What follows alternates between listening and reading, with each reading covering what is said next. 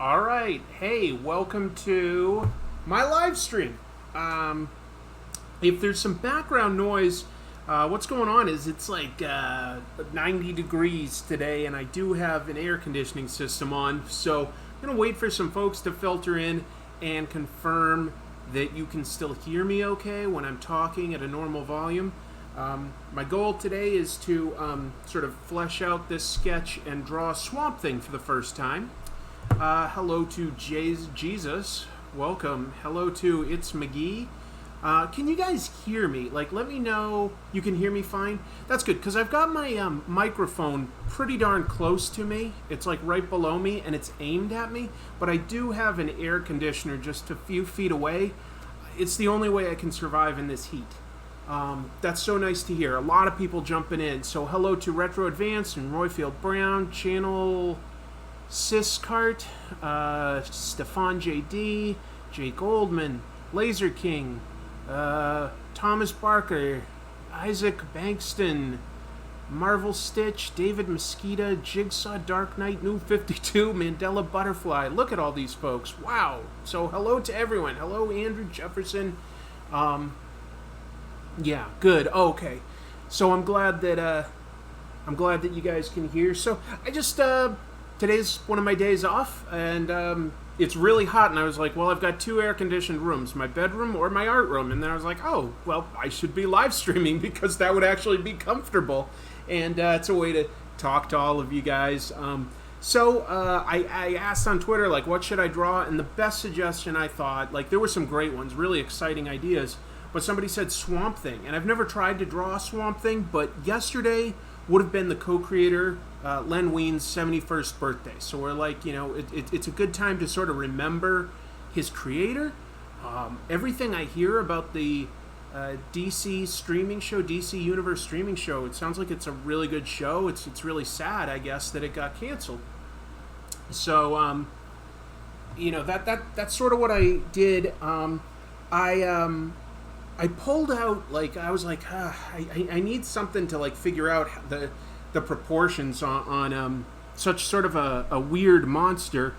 And I pulled out, I have an Incredible Hulk figure that's about a foot tall from a company called Hot Toys.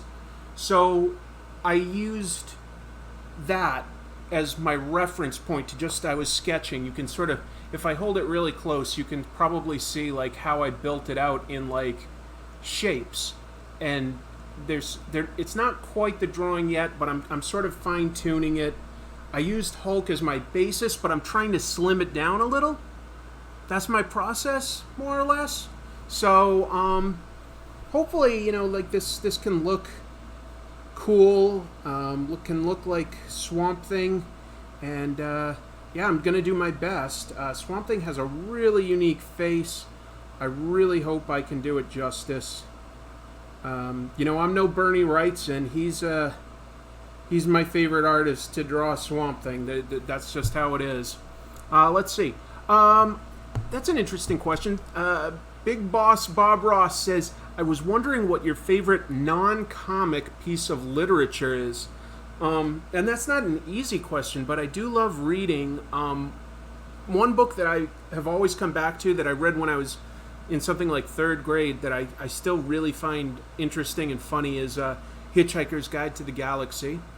In a sort of comic book related vein, a book that I think is amazing is The Amazing Adventures of Cavalier and Clay. And I also enjoy, honestly, like, a pretty wide variety of classic literature as well. Like, I really like Charles Dickens' Tale of Two Cities. That one made me tear up. I like to read a lot of biographies, and I like to read a lot of history, but I also like to read my share of sci-fi and fantasy. I really love George R. R. Martin's Game of Thrones books. That's something that I started reading, like, a decade ago or something. Somebody's asking me my thoughts on Terry Pratchett, and you know what? I feel bad. I haven't read any Terry Pratchett. I'm aware of him. His collaboration. He collaborated with Neil Gaiman on Good Omens, didn't he? As well as creating Discworld. So, am I going to do a video on Greg Smallwood? It's a good idea. Great artist. Good idea. I don't know the DC Comics Sideways, I'm afraid. I haven't read that one. I did read Ready Player One. I think I enjoyed the book a lot more than I enjoyed the movie. The movie was just, I don't know, it didn't quite work for me. It wasn't terrible. It was kind of entertaining for what it was. But I did enjoy the book more, and that said, it's definitely like, a young adult style book. But that's okay. I'll read young adult fiction if it's like, really popular. I'm like, well, what's all the hubbub? I generally like the Harry Potter books. I also read those, I'm trying to remember, the Hunger Games. That was another one I read. So I'll read some of that sometimes. Will I draw Judge Dredd? I did one time for like Inktober. I don't think it was this past Inktober. I think it was 2017's Inktober. So that should be in my playlist somewhere. So, just sort of thinking like that I want to have some sort of vines and vegetation on this Swamp Thing. I think I'm going to give him a lot of leafy cover on this shoulder and maybe have spots of it here that I'll sort of flesh out once I get to inking, but sort of give myself that. And he's got sort of this weird tendril thing on around his nose. Instead of having a nose, he's got a really thick brow, a bald head, but with plenty of vegetation.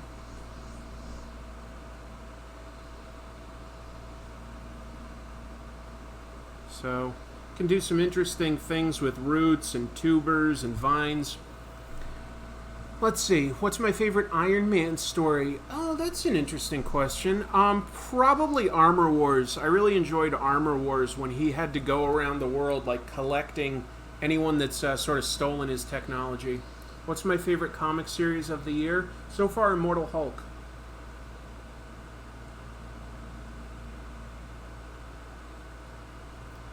I don't think I've ever tried to draw Doom Patrol, no.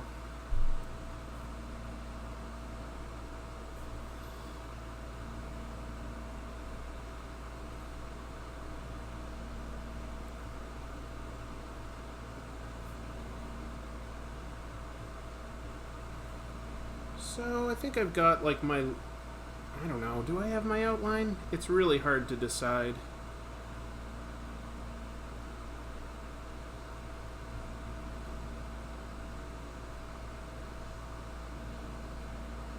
I guess I do.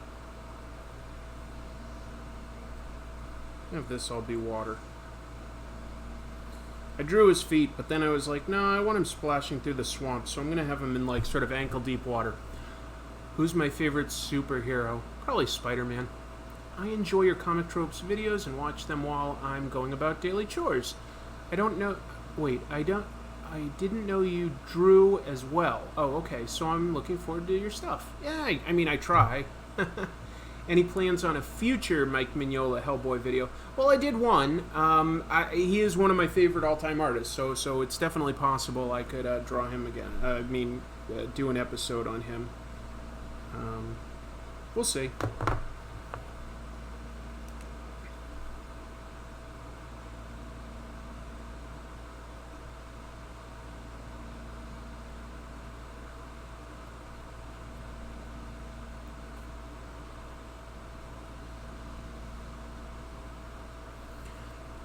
Have I heard about the Krypton spin-off Lobo? I did hear about that. I don't have cable or anything, so I don't watch any current TV shows, so I haven't seen Krypton. It does seem like at least they get to use a lot of classic Superman characters, but I feel like that'd still be frustrating to have a Superman show without Superman. I mean, I've had that with things like Smallville and Gotham. I find them very unsatisfying. Any possibility of making a video on Junji Ito? I have. I did make a video about Junji Ito.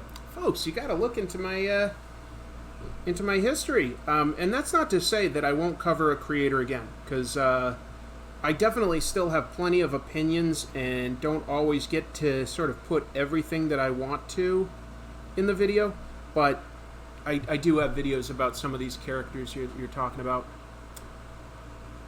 My wife told me the Swamp Thing show is already canceled. Yeah, and it's a weird story. I mean, North Carolina has said that it's not true, but a lot of the trade publications, like, Hollywood Reporter and Variety and stuff, were saying that what happened was there was an accounting error when DC was trying, or Warner Brothers really, was trying to figure out where should we film this show. One of the potential places was North Carolina. They've got a little bit of a film industry there. They have for a while, and they said that they would give Warner Brothers a $40 million tax rebate, because essentially what you're doing is when you film somewhere, that city or that state can say, hey, you're bringing money to the economy, you're bringing jobs, we're going to give you back a certain amount of money. Happens all the time with just about everywhere. And so they're like, 40 million, cool. Well, we're thinking of doing a 13-episode season. If we budget the whole season at $80 million, that's a good amount of money to spend per episode, and we're getting back 40, so that's more what we wanted to spend, was 40.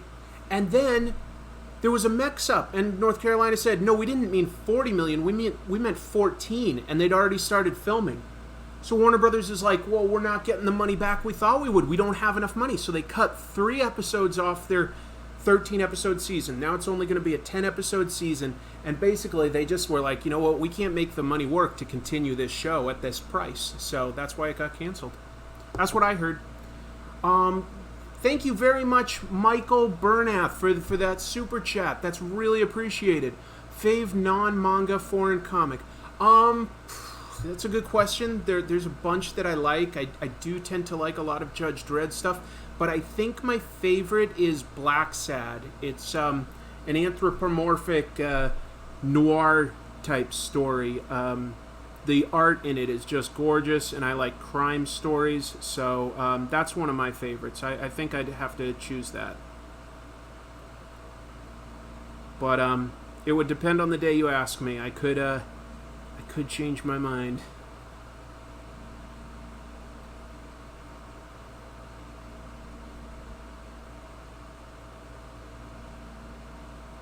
Anyway, cool question. What are your thoughts on Rob Liefeld saying DC Comics is dying? I don't think so. I'm sure he said it more just to get mentioned in the comic book press than anything else. I wouldn't take anything he says too literally. The guy's good at being sort of a marketing self-promoter type guy, you know? He knows what to say to stay in the news and keep himself relevant. So, and that's not a bad thing. I'm not like saying that that's a bad thing. Just I don't believe it. Will I review Wildstorm's Thundercats? Maybe. What material am I drawing with? Oh, here. It's called Paris paper. It's really nice. I like it a little more than Bristol, which is like probably the most common thing comic book artists draw on. And it's a little smoother, and it doesn't bleed very much at all. So I adore it. I love drawing with it.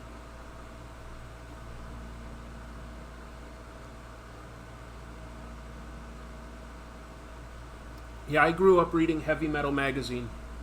I loved being exposed to all those like European comic book creators, and it felt kind of naughty because there was so much nudity and violence in it. I was like, ooh. But that's where I got introduced to some stuff like, I don't know, Rogue Trooper and artists like Milo Manara and Richard Corbin. It was cool. Sorry if I don't hit everybody's question. Obviously, I'm sort of trying to multitask and definitely not ignoring anyone. So, give it some time, and you can always repost a question. I'll do my best. Is the Return of the Swamp Thing movie as bad as I remember it? It's campy. So if you go in sort of expecting that, I think you can have a lot of fun. It's not it's very different than what they do with superhero movies today. Very, very silly. Did I get the fan art that you sent in of Comic Trope's parody of Spider-Man number 50? I think so. I think I recognized the name Blue World Comics. Off the top of my head, I'm not 100% sure, but I'm pretty sure. Any thoughts on the Brubaker and Sean Phillips comics? Yeah, one of my favorite creative teams, period. Definitely going to do an episode about them someday. Probably just going to be one that I want to spend a little bit more time on than, like, certain other episodes because I really am a fan. So, I just sort of want to explain why, and it just feels a little more special to me. So, yes, I do plan on doing that at some point. I'm not sure exactly when, but I will do it.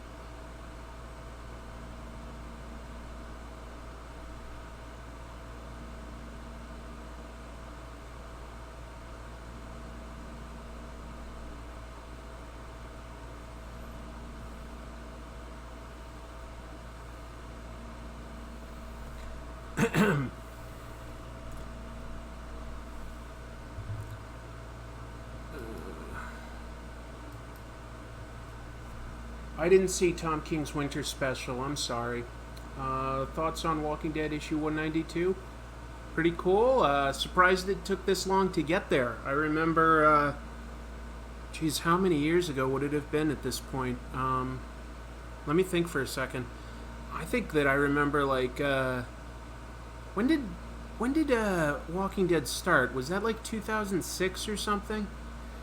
If so, I remember a year or so in, Robert talking about that, and Tony Moore showing sketches for where it could go someday, and it just took a real long time to get there. So that's kind of amazing, huh?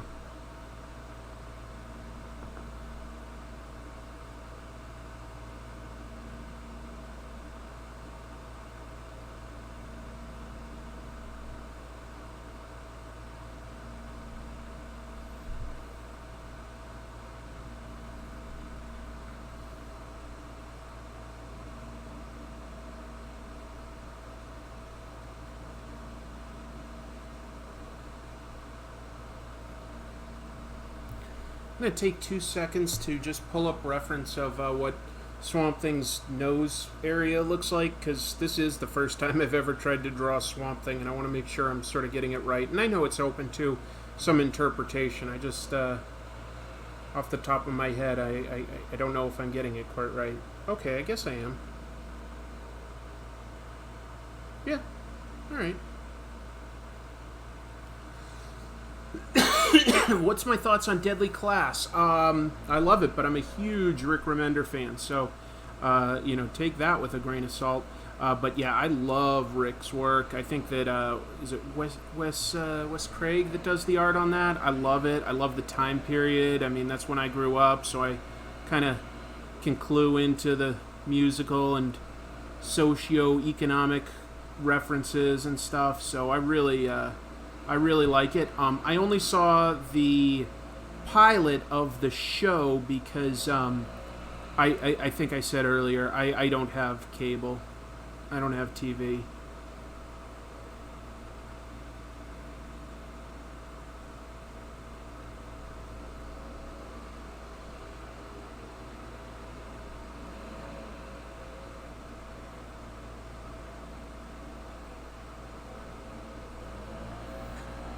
Will I do a video on Dan Slott? Yeah, probably I will.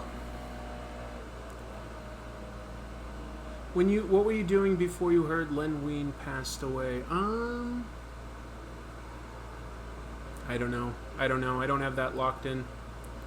What's the most successful way a person can become a professional comic writer? I would say become a professional somewhere else. That's probably the fastest way to become successful, because you'll have a built-in fan base.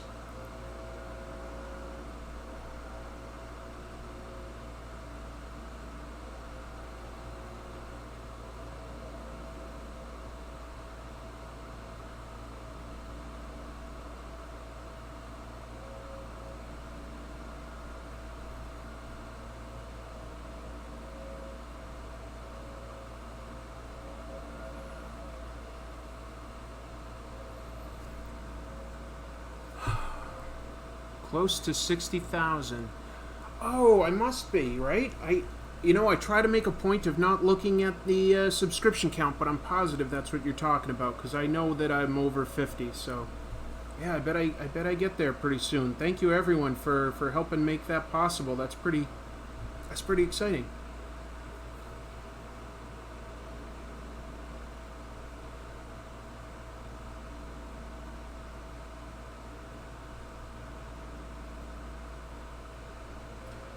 Yeah. It's cool running a YouTube show. Whoa, look at this. Another super chat from Magic K. Thank you. Did you caught up on Bendis Legion news?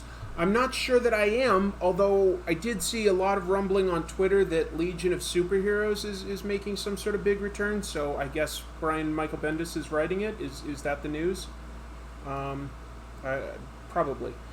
Chris, do you think you will do a video on the art of Jose Luis Garcia Lopez? Absolutely. Absolutely. That guy is amazing. And I don't say was, because he's still every once in a while putting out art. Like just a few months ago when Detective Comics 1000 came out, I'm pretty sure that was the last one I saw. He had some art in that. It was either that or Action Comics 1000, or maybe it was both. So guy's still putting out artwork, and he is pretty brilliant. Pretty brilliant. No question. So yes, the answer is absolutely yes.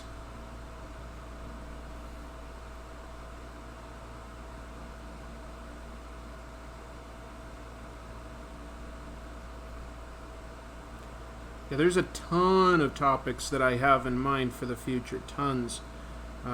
Very hard to get to them all.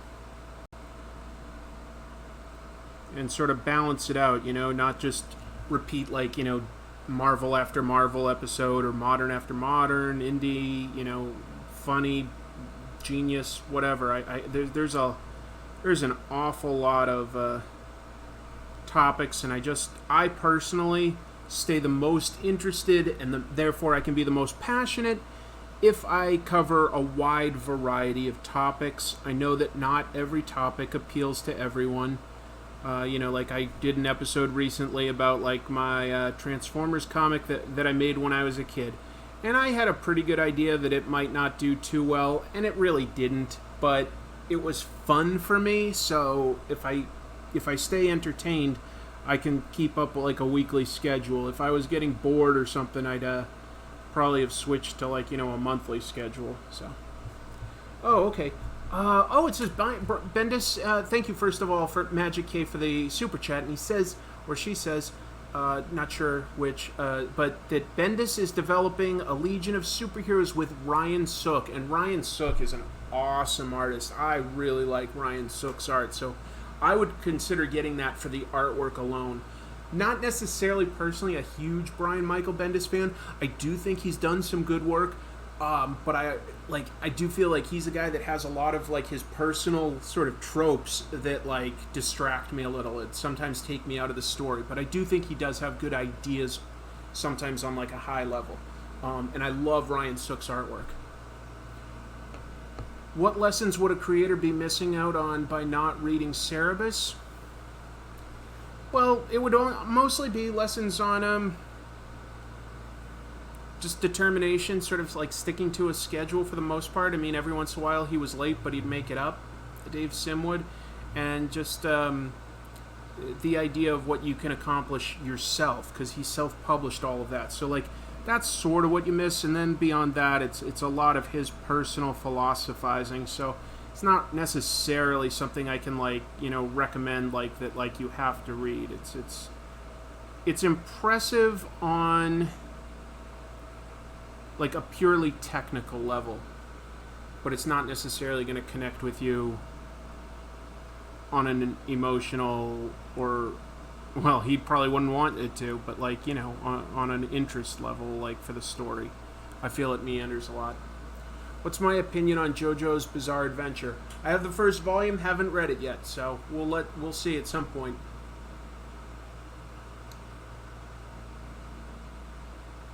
Jigsaw asks what my favorite comic book writer in Marvel or DC is, and I don't know whether you mean of all time or today. That's kind of a broad question that I'd love to answer, but it really would depend on whether we're talking all time or today.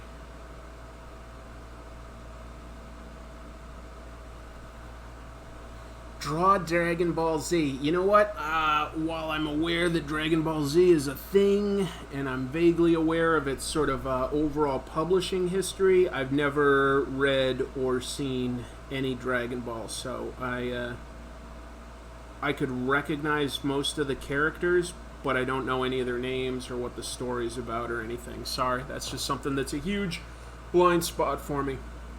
I have not read the Dan Slott Iron Man, so I'm not sure, but I do tend to like his work, actually. Some people dislike Dan Slott.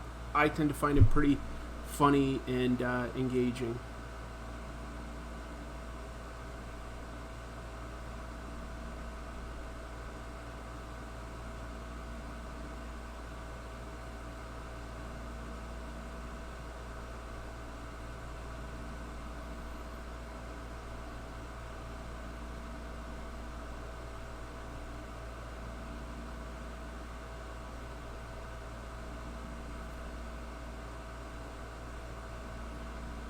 Yeah, just to sort of clarify something, it gets brought up every once in a while in these live chats, but I know not everybody hears it, is I don't read a lot of modern comics as they come out. I do not go to the comic book store every week. I'm operating on a limited budget, so, you know, I get new comics if I hear really good, or every once in a while if I hear really bad things, but I have to sort of pick and choose what I'm picking up.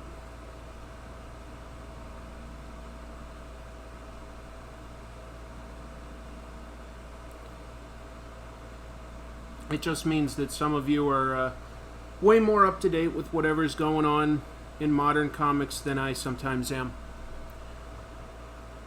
I know the Japanese series Manben very well. I've seen all of it. I've got there's a book that Naoki Urasawa published called Manben. I've got that. That's a hard find, but yeah. Yeah, I'll talk about underground comics some more. I'll talk about Robert Crumb. Accomplished a lot. Not all of his work looks so good in today's light, but we'll get there. We'll get there. Do I like Jeff Lemire? I do. I haven't read enough of it, but I do. What's my opinion on John Romita Jr. art? I like John Romita Jr.'s art a lot when he has a good amount of time to prepare. Like, because he'll work really fast sometimes, you know? And his art can get like a little like loose and cartoony. But when he has time, like, he has incredible, like, detail. He's a great storyteller. He really is. He stands out, like, panel to panel. Like, you can get some fantastic stuff by him. I think he's done some great work on Spider-Man. He did some great work early in his career on X-Men. He had a good run on Thor. The original Kick-Ass is pretty good. Anyway, that's my thoughts. Dean Klaus, I'll definitely talk about him at some point. I'm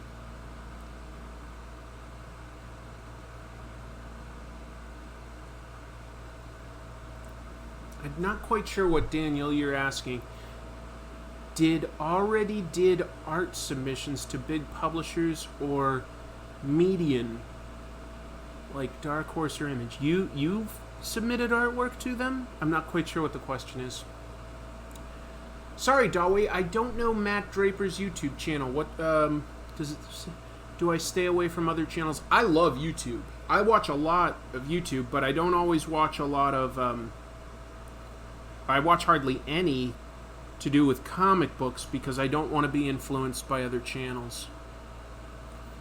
Yeah, webcomics would be a good idea to talk about at some point, Blue World Comics, just sort of the history and some of the high points and what you can do with them. That is an episode I'd like to make. Hello to a bunch of people that just joined, including, let's see, Sigamigs and Comic Book Guy, Clay, Edno, Jojo, Chris Cowgill. Favorite Swamp Thing story arc? It's definitely going to be one by Alan Moore. I would say probably... Let me think. I liked the one where he meets with the Parliament of Trees. I forget what it's called, but like Gotham City is like he threatens Gotham City by turning into this gigantic monster, and it's funny, like, Batman tries to take him out, like, he's always prepared, and he sprays him with, like, defoliant to protect his city, and Swamp Thing, like, withers away, and then he simply just, like, regrows, like, 10 more of himself, and they just, right before they beat up on Batman, Batman goes, uh-oh. It's pretty good. Favorite Daredevil story is going to be, there's a couple good ones, but, Born Again. Definitely Born Again. That David Mazzucchelli art, so good. I did do an episode on Garth Ennis. It was my second episode ever, and it's a little cringe. Everybody that makes a YouTube channel is going to do some stuff that ends up cringy. They just are. That one's a little cringy, so I may redo that, like, or do a new one, I should say. Who's my favorite Batman villain? I mean, to be honest, like, Joker really does work the best in a lot of ways. He's had the most good stories, I would argue. He's a very polar opposite of Batman because of his chaos, and Batman's just trying to always be in control. So it works very, very well. So I thematically, I think Joker. At the same time, I do get burnt out, sort of seeing the same thing over and over. So he's been overused, but there's also a lot of great Joker stories. So he would probably be my favorite Batman villain. But, on the animated series in the 90s, they did amazing things with Mr. Freeze. That character, just for the record, was, like, never really much of anything in the comics until then. Like, they didn't really have a strong angle on him. He was more of just, like, a bank robber with a gimmick, for the most part. He wasn't ever that interesting, and, I mean, if you ever watch the live-action 60s show, that's pretty much what the character was in the comics. It's not that exciting. But, yeah, that animated series really made Mr. Freeze tragic and interesting.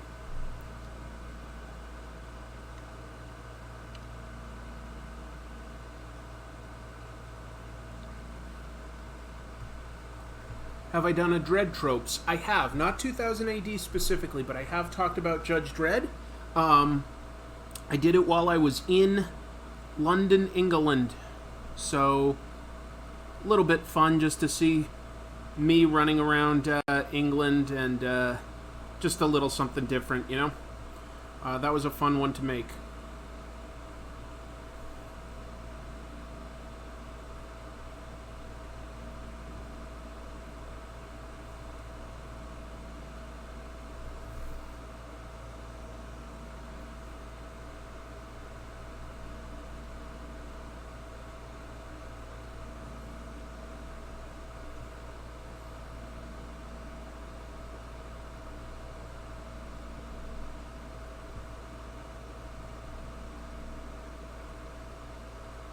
At least I think that it was fun. Hopefully you do as well.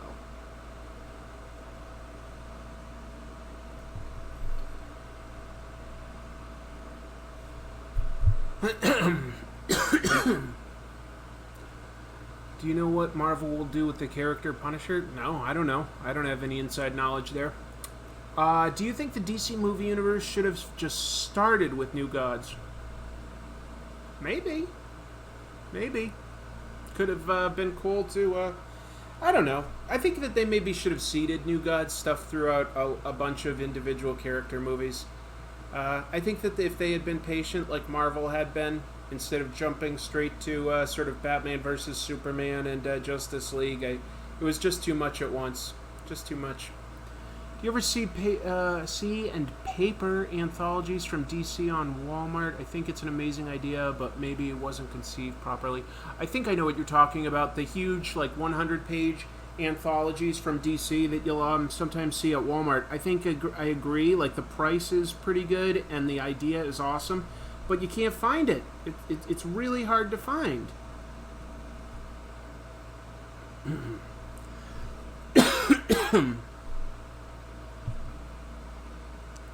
So, yeah, it needs It needs a little bit better distribution.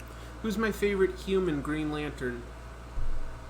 Maybe Kyle Rayner, just because he was not necessarily as perfect, but I also like some of Jon Stewart. One of those two. What's something you want to see adapted to film that you're surprised it hasn't yet?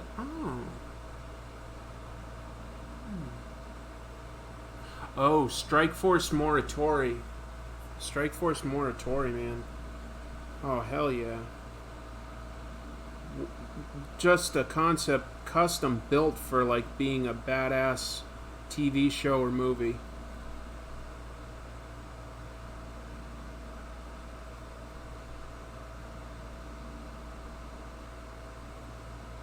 Yeah, that would work so well. And I made an episode on it if you're not sure what I'm talking about.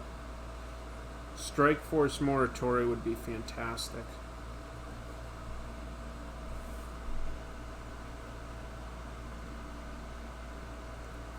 But the next episode I'm going to be doing will be about, to a degree, like it'll be about adaptations. Well, it's about a specific adaptation.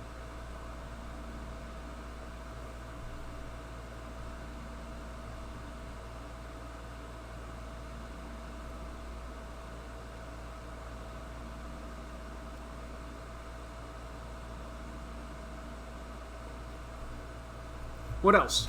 Do I plan on doing an episode on James Robinson? I would definitely consider that. Grendel would be a good movie. Yeah, possibly would. Possibly would. Why is Swamp Thing looking so angry? I think he tends to actually be a pretty angry character in a lot of his appearances, actually. He is a defender of the swamp. I mean, sometimes he gets philosophical, but a lot of his stories do involve him being like a rampaging monster. He's not the Hulk, but he has his moments when he gets really angry.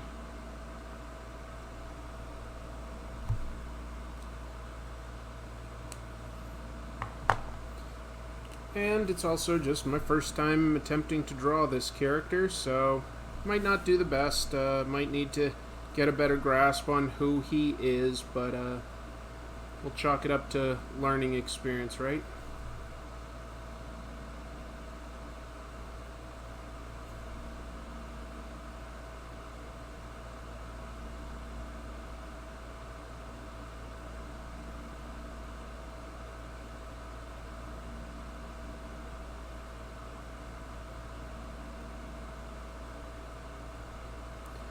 So, let's see what else is being asked. Would you ever do an episode about Jeff Johns? No question. I'll get there someday. I think I'm ready to make my own comic as a personal project instead of one-off drawings, but I can't write. Anyone got a good story I can have? I don't know. That's asking a lot, Pin Farmer. I think if you want somebody to write for you, you have to be ready to pay, because that you want something. So if you believe in a project, you should be ready to pay. That's the best way to move forward, in my opinion.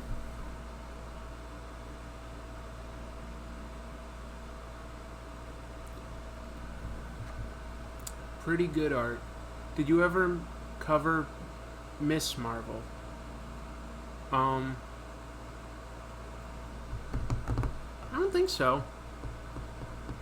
Well, no, okay, hold on. I've covered Ms. Marvel in two episodes to a degree. I covered her in like one of the worst Avengers issues ever, Avengers number 200, and I covered her in a funnier episode about Spidey super stories. So I talk about that. Do I work in comics or is it just a hobby? A little of both. I usually do just enough to sort of keep my pro credentials so that I, for instance, I got a pro pass to go to New York Comic-Con. But it's not my full-time job. I'm not really good enough to get that kind of work, so it's mostly like for fun. It's mostly for fun, I would say.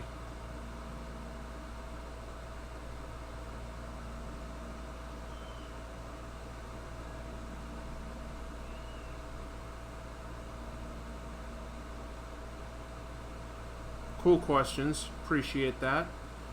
keeps things interesting. Ms. Marvel was also in a few panels of that Defenders issue you reviewed. Yeah. But have I actually, like, analyzed her as her character in history? No, not really. Not really. Someday.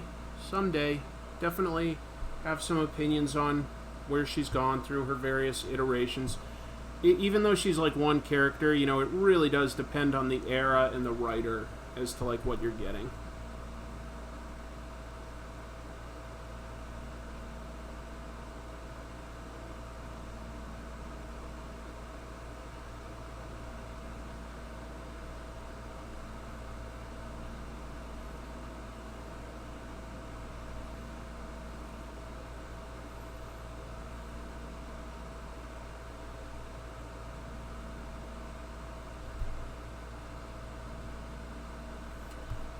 Bendis on Legion of Superheroes. Okay, I guess that's a pretty big news today. What's my favorite non-superhero comic? Cool question. Favorite non-superhero comic? Let me think. You know, I do like biographies and stuff like that a lot. Off the top of my head, I'm not sure if I'm going to think of my absolute favorite, but Green River Killer is a pretty fascinating one. And sticking with the idea of serial killers, My Friend Dahmer by Durf Backdurf. It's a pretty interesting book. March. March is way up there. That's a trilogy of books. About like civil rights in the 60s, written by a sitting congressman. So that's pretty amazing. Good question. Other than Why the Last Man in Saga, what are your opinion on other Brian K. Vaughan stories? Loved Runaways. Runaways was an amazing creation by him. The Hood was interesting. Early work. His work on Swamp Thing, he was at least trying to do something different. And Pride of Baghdad is surprisingly solid. I really like Paper Girls. But my favorite stuff is going to be like Why the Last Man in Saga. It is.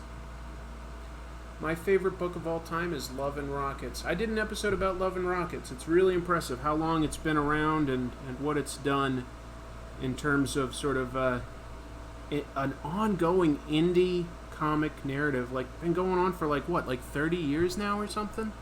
That's a pretty amazing run for anything, and just really cool. Like, really, really cool.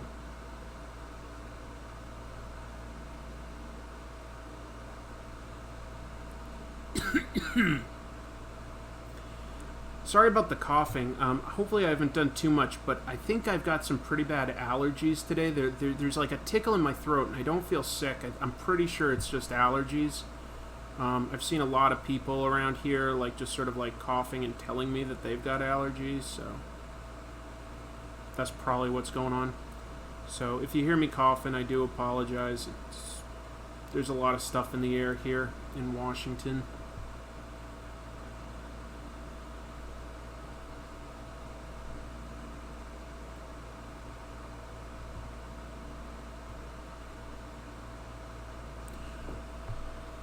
Have I ever read any of the DC Earth 1 series? No, I am sorry, Joseph, I haven't. Good day. You have the flu? I'm so sorry, Clarence. That is really tough to go through. That is really tough. Feel better soon. Geigar says, what do you think of John Delaney? He was at the Lilac City Comic-Con. Great. John Delaney. I'm not sure I'm familiar with John Delaney's work. I did not see the Hellboy reboot movie. I probably will someday, like if it's on TV or something. I don't know. Will I be coloring this drawing? Oh, that's a good idea, Gene. That's my sister that just dropped in. That would be fun to sort of gather together a bunch of different colors of greens and like really sort of go nuts, and maybe like some grays or browns or something like that. That could be really fun. Maybe I will. Give me a little time to like that actually makes me feel like hurrying up and getting further along, because that would be really fun.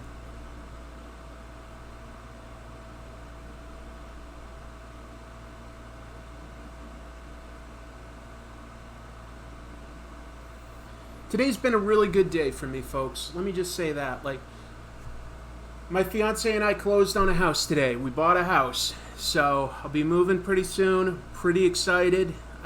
It went well. So I now own a house. That's going to make for a great day. Because I had time off, today's my day off, I went to our local farmer's market and just got an amazing lunch from one of the food trucks there. That really made my day. It is blisteringly hot. It really is. But hanging out here in an air-conditioned art room, just drawing and talking with all of you, puts me in a good mood. So, yeah, oh, look at all those congratulations. Thank you, everyone. Like, yeah, it's a big deal. It really is. Buying a house is no small thing. I'm pretty excited. I'm going to have a dedicated room where I can make comic tropes. I'm going to be able to soundproof it better, light it better, so that's kind of exciting. Right now, I've been doing my show essentially in my kitchen. It's really like in my kitchen area. It's just sort of like one dedicated wall that I can like work at. Not ideal really, but you know it's been working okay. But it's not the preferred way to create a YouTube show. But now I'll have an actual room where I can permanently set up like soundproofing and lighting. I think that'll be really exciting for making hopefully the best show that I can make. And yeah, so and I'm not kidding. Like I went to like the farmers market. There's so many great like sort of food stuff there. There was a guy making a grilled cheese sandwich. Very ordinary meal, right? Like you're like, okay, grilled cheese. Wow, that's not too exciting, Chris. Normally I'd agree, but the way they prepared it, first of all, they bake their own bread. It's good bread. And that makes a big difference. You realize when you have good bread. Second, what I got instead of just like cheese that's fried or whatever, it was called a caprese Parmesan encrusted grilled cheese. So they grill mozzarella and then put on cooked bits of tomatoes that are seasoned.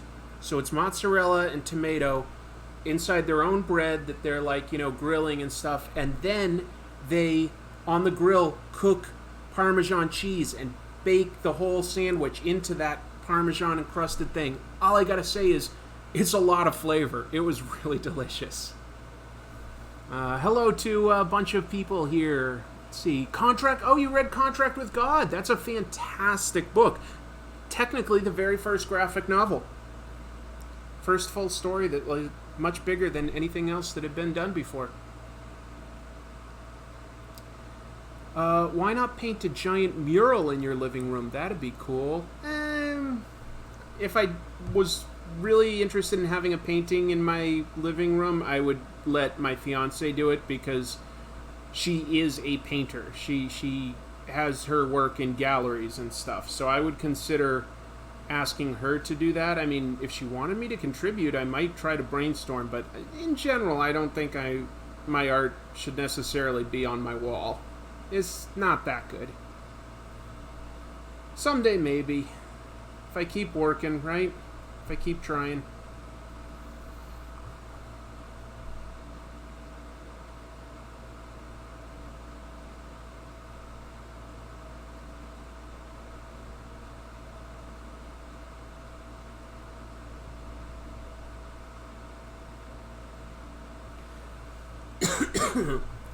Chrissy is very talented from what you've shown of her work. I agree. Yeah, let me see. Are there any paintings of hers in this room? Whoa, hold on. Looks like I got a big super chat here. Captain Scruffybeard says, can you do a video on TMNT Volume 3 where Image got the property after lack of sales? Dealt with the TMNT were broken and destroyed art. Eric Larson wasn't loved. The creators Peter Laird, Kevin Eastman. I know exactly what you're talking about. And I think that Larson only worked on the covers and produced it. It was his friend that did the art, and I'm trying to remember his name right now. I did read it. It was really dark. I'll probably talk about it at some point, like sort of do an overall history of TMNT. I've been really leaning towards doing covering the early issues by Eastman and Laird themselves. I'm a big fan of TMNT, so I've read at least a little bit of sort of every run. I've definitely read all of Volume 1, and I think Volume 2 was really short, just like some colored issues. And then Volume 3 was Image. That name is on the tip of my tongue, the guy that created it. It's not coming to me. And then, like, what else? I've read a bunch of the IDW stuff, but I've fallen behind. I need to catch back up again. I like the IDW run. I'm glad that it's Eastman that's still involved, right? Yeah. The answer to your question is like, yeah, eventually I do want to do something like that. That would be very cool. Gary Carlson and Frank Fosco. Frank Fosco was the name. Frank Fosco. Yeah, I've met him before, but he wouldn't remember me. But I've met him. Recommend any comics places in NYC? Yeah, although some of them have like moved on at this point. Oh, geez, actually more than I'm thinking. Because like Jim Hanley's Universe, JHU, used to be a great place. That's gone. St. Mark's was amazing. That's gone. Midtown Comics is still there, and I definitely recommend going to the Midtown Comics in Times Square. Really cool store. Totally worth seeing. It's a huge amount of space. It's really a massive place. So that definitely gets a big recommend. So check that out. After that, I'd be a little stumped. What else is left that's really good? Am I a fan of G.I. Joe comics? You bet. I really am. Well, specifically the Larry Hama stuff. I will be doing a G.I. Joe video this July as part of this annual event by G.I. Joe content creators. It's called Cobra Convergence, and this will be the 4th one that they've done. So I will be involved in that, like doing a review of some slightly more obscure comics in G.I. Joe, but one part of it that I think everyone will probably enjoy is seeing a comic that Todd McFarlane did early in his career that actually did not get printed by Hasbro. Marvel. Marvel said, no, this isn't right. They hired a completely different artist and published the issue on time, with completely redone. Then later, when Todd McFarlane became popular, they did release it. So I'm going to do a comparison of how Todd McFarlane interpreted a story versus like a more traditional house style artist. I think that should be interesting. Talk about the one where the Saw Viper kills everybody. I might someday. I might. Let's see. Favorite Lobo artist? Yeah, Simon Beasley, no question. I'm not sure if I'm remembering this right, but I think that Doug Mankey did a Lobo and Mask special back in the 90s that was really good. I think that I'm remembering that right. It's hard to be 100% sure, but so go ahead, somebody, and Google it, but I think I'm remembering that.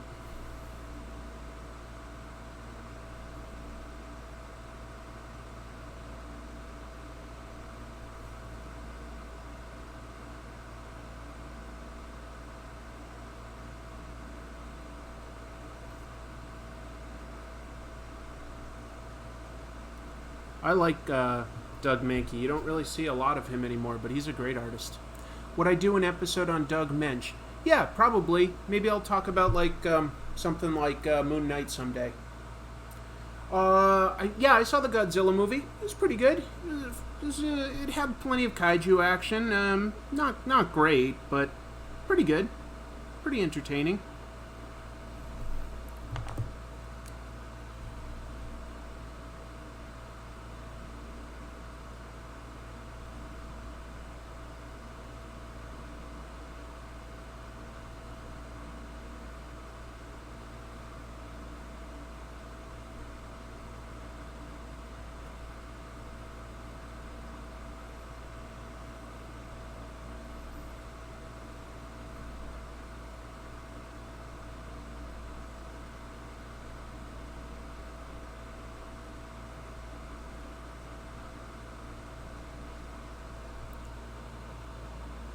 dip pen experience advice.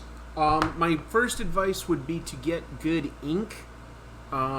Get some really dark archival ink. Otherwise, like this stuff that I'm using right now is a brush pen, which is very fast and easy and fun, but it's not archival ink, which means that this will eventually sort of turn like either gray or blue to a degree.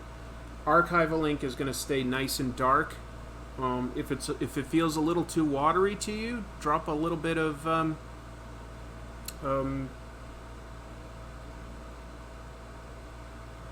flour.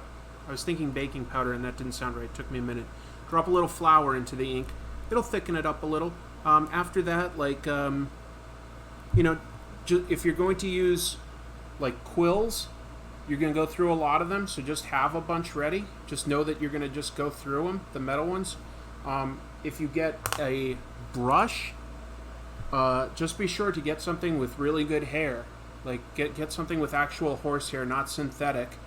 And after you're done inking, take your time to wash it with shampoo, not just hand soap. That way it'll keep, you clean it just like hair, and it'll last a lot longer. So you just have to take time. What's my favorite Lobo comic? Paramilitary Christmas Special. I get a kick out of that one. I did not see the Dark Phoenix movie. Maybe I will, but I'm not excited about it. Fave Transformers character? Optimus Prime. Although Starscream is pretty fun. Starscream's pretty fun. How'd I get into My Hero Academia?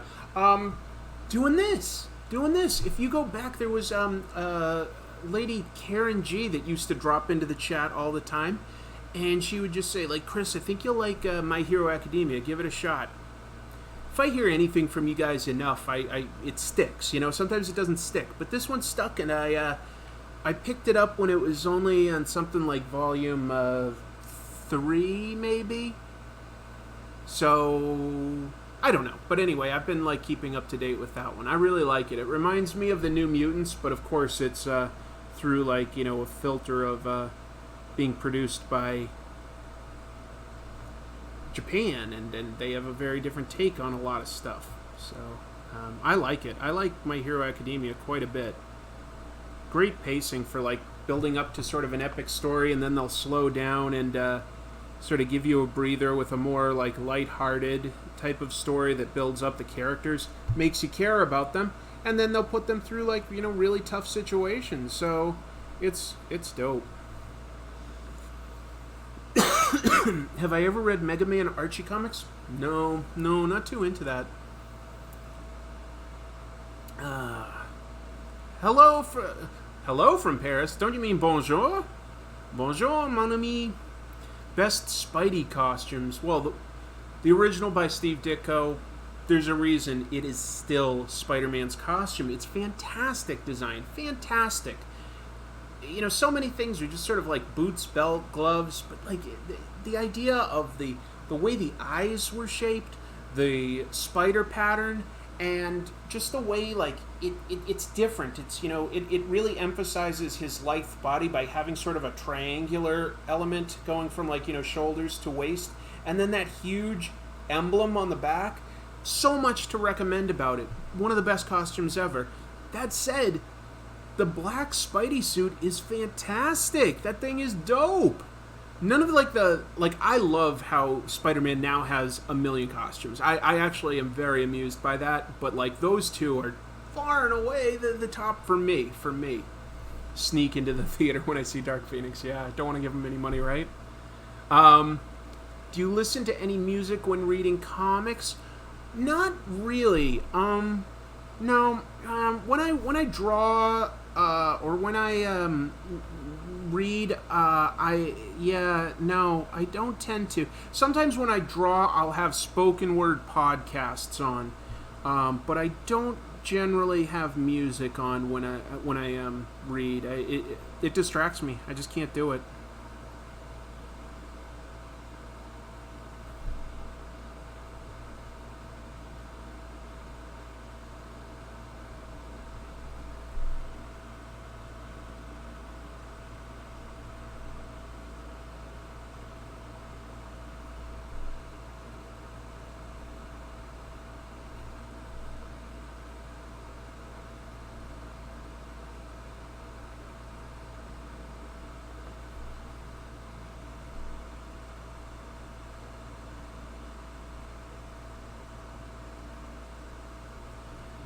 So, what else do you guys all enjoy watching on YouTube? I mean, we're on YouTube right now. You obviously watch my show on YouTube, but what else? One thing I've been watching a fair amount of is any of these like people that are reading stories from Reddit, choosy beggars and entitled parents. I like that stuff. Oh wow, cool! A super chat. Can definitely use that right now because when I bought this house, we depleted all our savings. We're almost broke right now. But whoops, I gotta scroll up here. Comic Tropes gave me the strength to keep on drawing, so thank you. I have ideas for a comic. Any advice on where to start or how to organize myself? I mean, the best advice I can give is to just create your work. Whatever your idea is, start committing it to paper. It's not going to be perfect. Any artist will tell you that, but like, you can't get anywhere if you don't just sit down and finish pages. And if you could at least finish, some sort of like maybe even like a 12-page story or something like that and self-print or self-publish it, then you have like an actual physical book that you can show people what your ideas are about. I would say don't necessarily like you do your favorite, like most mind-bending, amazing idea right away. Save that. Save it for down the road when you have, the ability to sort of publish it somewhere and get some real money out of it. But like, take a good idea and just sit down and make it. Just make it yourself. Then you have a book, and once you have a book that you can show people, they're going to take a look at it and go like, oh, no matter what, this person does get something done. That's so much more than most people do. So many people just never finish. Take your time to pencil it out so that you can pace it properly, like do little thumbnails or something, and then put them into pages. I don't know. That's my best advice. And if you can find like somebody that you trust that likes your work and has a different talent, like if they're like into inking or something, collaboration can be like a really big motivator because you usually don't want to like let somebody else down. You might let yourself down, but you're probably not going to let somebody else down. And if you do, then you're a flake and you're not going to get anywhere no matter what. Black Hammer series video? Yep, it's coming. It'll happen. It'll happen. Yeah, procrastination is hell. All I can say is every artist, you can recognize this, okay?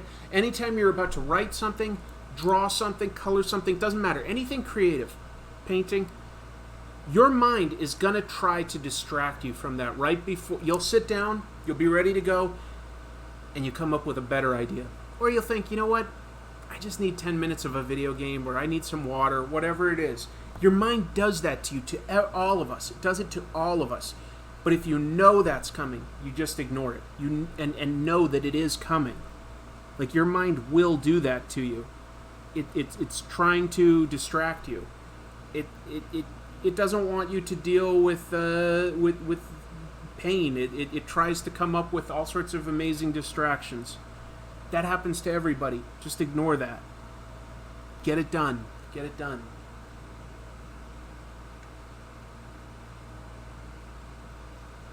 Do I know where the best place to post comics digitally is?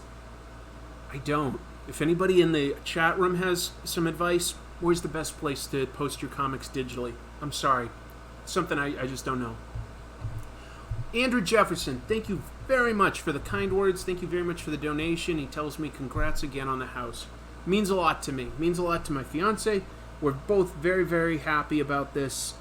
It's pretty exciting times. Okay. I am really confused as to exactly what to sort of have covering Swamp Thing's junk, essentially. So, I'm just going to draw a ton of sort of ivy-type tendrils that'll act almost like a loincloth, because I don't know what else to do.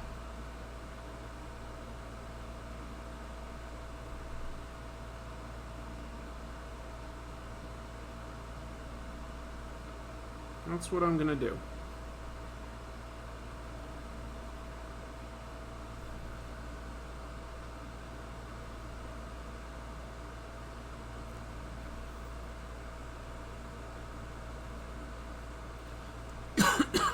Just give him swamp junk. Okay.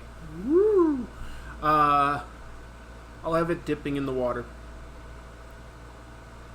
Is that okay with everybody?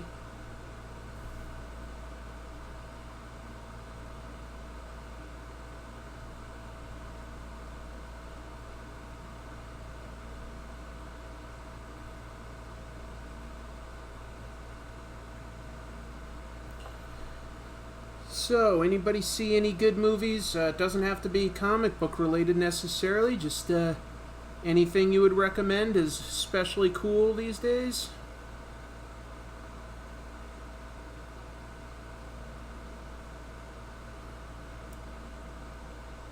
And if not that, feel free to throw in, like, podcast, YouTube show, whatever.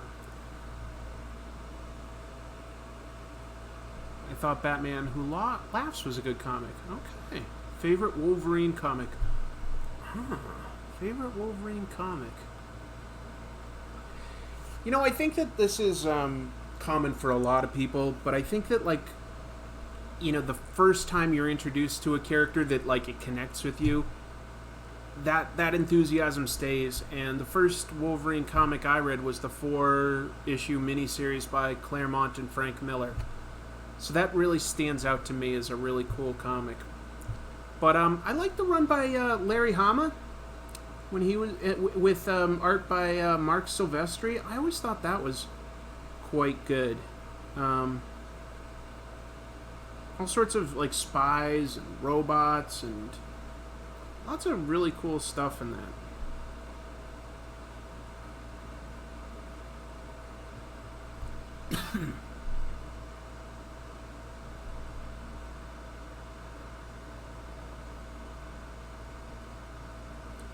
One of the interesting things about drawing Swampthing here is I don't feel like I have to make him completely, what would you say, synchronous? I don't have to have, each side match in terms of what kind of vegetation I give him. It's kind of fun.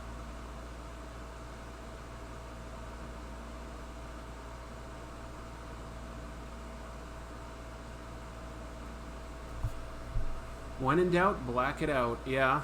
True.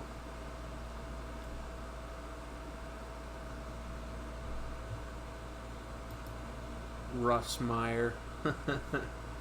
Ever read that Alpha Flight comic with Wolverine and a test team had North Star as a bearded guy? If I did, I don't remember it. It's entirely possible I did read it, but it's not coming to me right now, unfortunately.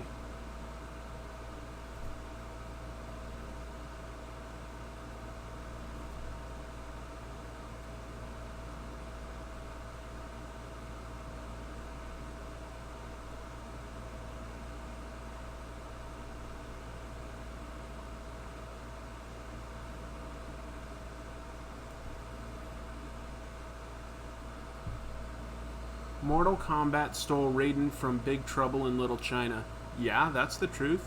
It's definitely the truth.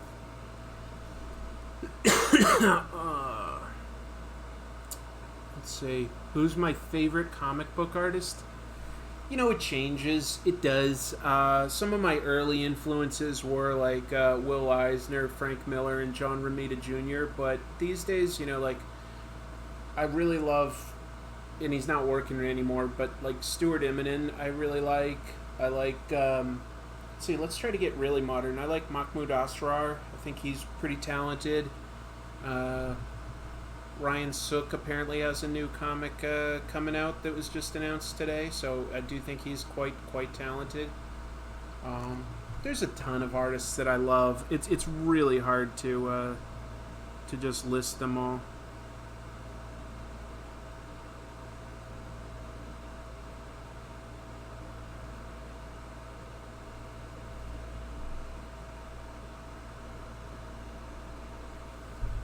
Neil Adams drew the best Batman. He did in the 70s. I've got an episode coming up about his more modern work. He's not bad. He's just different.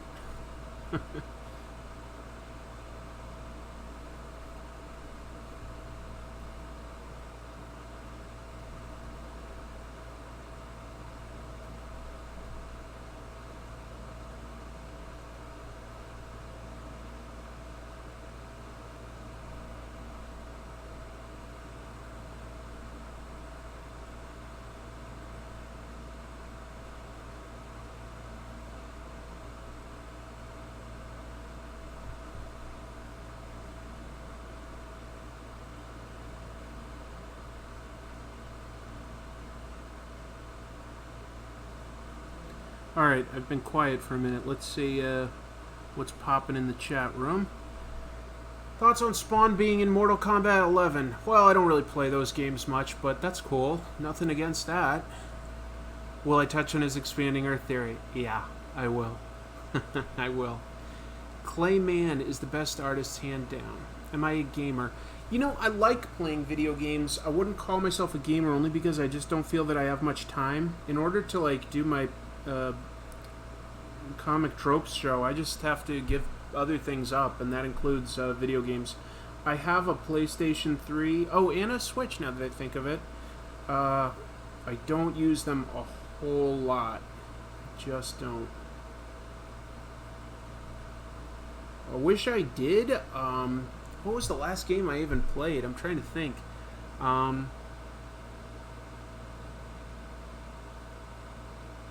Maybe Red Dead Redemption, whatever the latest Red Dead Redemption is. I'm trying to think if I got anything more recent than that. It's not coming to me if so. Oh, cool. Dr. Zid says he draws too. Good. Did I like the Swamp Thing show? Haven't seen it. Can't really afford it. Hope to see it someday. Looks interesting. I do like Derek Mears, who plays the actual Swamp Thing, not Alec Holland, but Swamp Thing. He's been a stuntman and a comedian and all sorts of cool things. You can see him on a lot of, for funny stuff, you can see him on like a lot of Channel 101 shows. And then for more like stuntman type things, like he was Jason Voorhees in the I want to say 2009 reboot, and I thought that he was a good Jason. I really do. So I wish the show had lasted. I definitely still want to see it someday.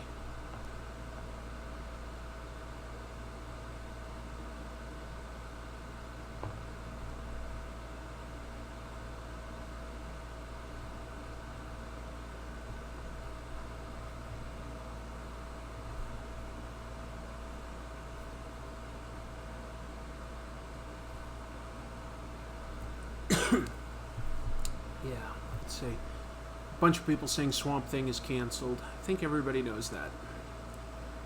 I like that your show isn't political, but what are your thoughts on the philosophy of channels like Diversity in Comics? I've tried to make this clear. I don't watch any other comic book channels, because I don't want to get influenced in terms of what are they reviewing and how do they review it. I want to be clear that I'm coming up with my own opinions. So, you know, I wish I could check out some of these other channels. I'm very curious, but I don't want to be influenced by anybody. So, you know, I've definitely heard of a bunch of these channels, but just can't watch them, man. I just feel like that would like influence how I approach a show, even on a subconscious level. So, yeah, not sure. Just got home, happy to catch some of the stream. Well, happy to have you here, TARDIS Rider. Appreciate it. Oh, cool. My agent just called to let me know that all the documents are finalized. I'm a homeowner, everybody. I signed everything today. We made our deposits. It's now official. Everything has been accepted. I bought a house today, so that's exciting for me. And hey, this is my channel, so it's all about me. Stuart Immonen is doing Grass of Parnassus on Instagram? I'll definitely check that out. I didn't know he was doing anything. I love Stuart Immonen. He's a genius, and someday I'm going to talk about his work on I think I want to review Next Wave, Agents of Hate sometime. I feel like that's criminally underrated. But anyway, great artist. One of the best. One of the best.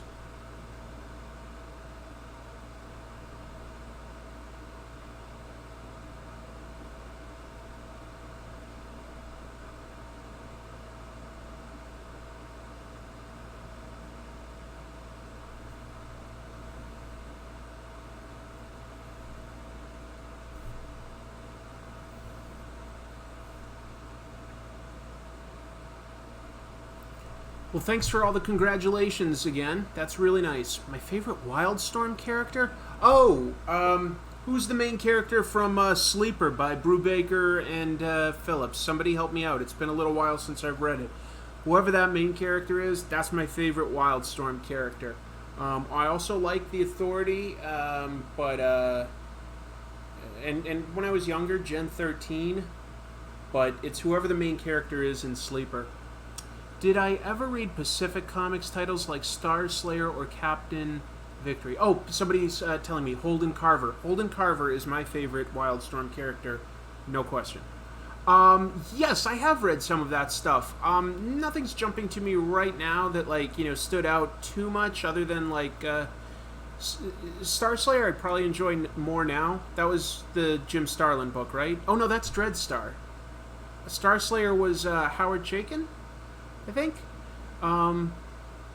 Captain Victory was, worth a read just because it was Kirby. But, what else? I think Pacific Comics also might have done Destroyer Duck. So, that stands out a little bit. It's worth talking about someday as a publisher. I wouldn't say any of their titles are super memorable to me.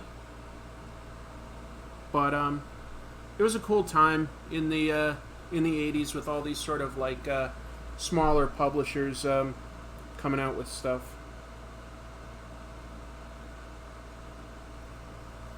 Let's see. Ever read Hickman's East of West? I've read the first trade. It's dope. I gotta read more of it sometime, but so far I'm behind. That's typical of me in comics, though. I get behind on a lot of this stuff.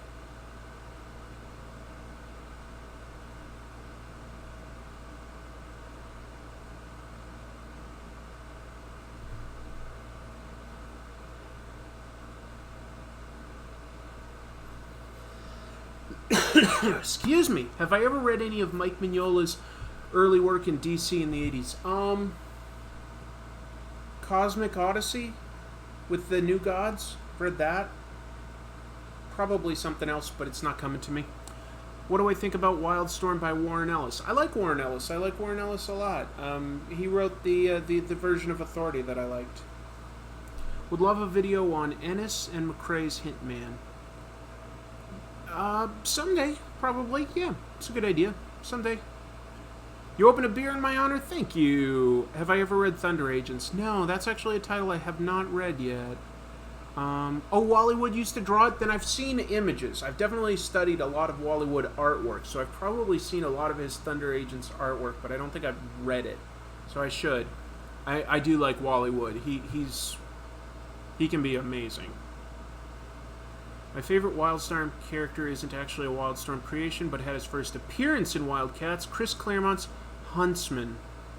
I don't remember that character, really. It sounds a little familiar, but I don't remember him.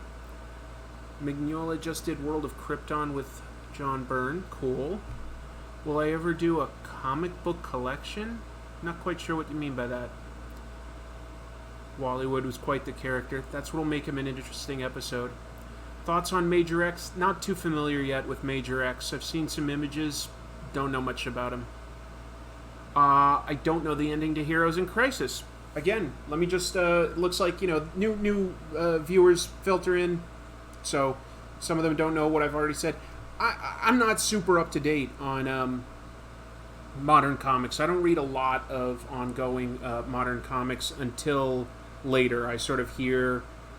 through the grapevine, through reviews, through friends, like, oh, this is really good, you should check it out. Okay, I will, blah, blah, blah. Or, oh, this is terrible. Like, you'd be surprised at just how off it gets the character. Oh, that does sound quite bad. I'll have to try to look for that in the discount bin, you know? So, a lot of times, I appreciate the questions, don't get me wrong, but hope you understand that I just don't always have the same reference points that some of you do. I just can't afford to get lots of new stuff. Hopefully that makes sense. Yeah, these are my modesty vines. Who called them that? Modesty vines. Perth Comics. Thank you, Perth. I like that. I don't know what else to put there. I've not drawn a lot of Swamp Thing. Actually, I've never drawn Swamp Thing, so this is my first sort of take on it, and I'm just doing the best I can. Which maybe isn't that good. I don't know.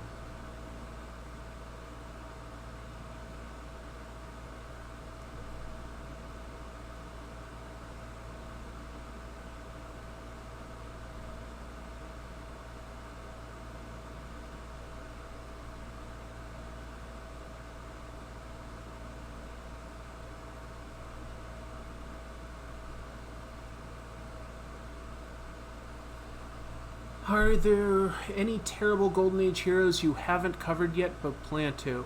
Plenty. It is a hairy crotch. I don't know. I don't know if, I sort of went for modesty and instead, like, it just became, like, really, like, overtly sexual, but whatever. That's just gonna be my take on Swamp Thing. So be it. Somebody tell me what they normally do.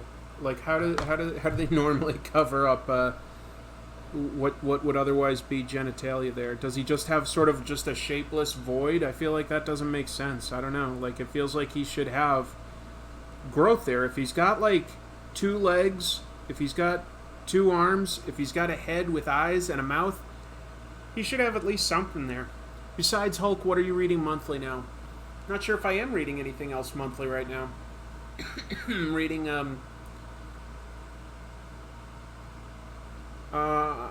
it's more like I catch up in trades on stuff like Paper Girls, 7 to Eternity, Low,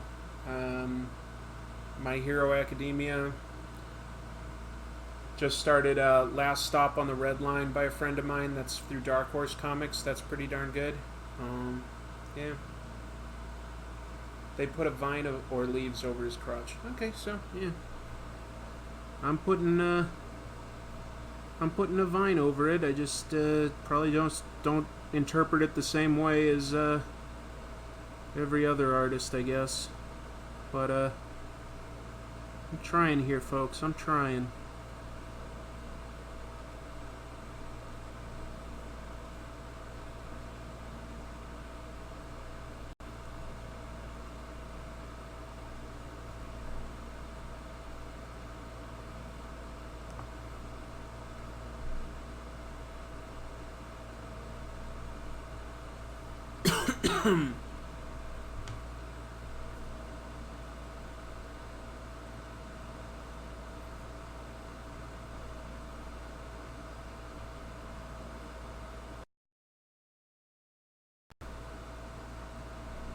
I think in a moment I might, just for the fun of it, start coloring this and seeing where that takes me.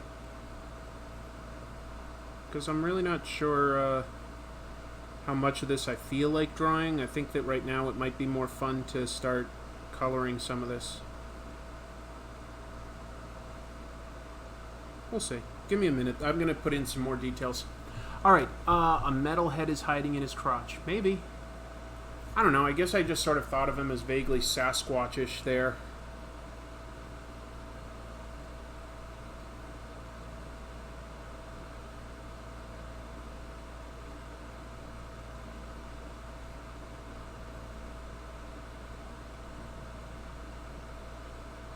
Oh, I've got a question. All right. What's the best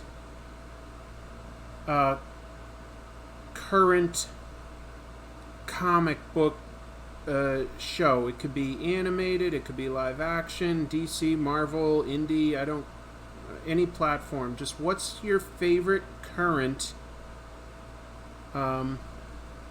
comic book TV show? Just has to be a TV show of some sort. Could be a limited series. Whoa, hold on, just got a super chat. Philip Sasko says, Greg Capullo is probably my favorite artist. If you're familiar, any thoughts on his work?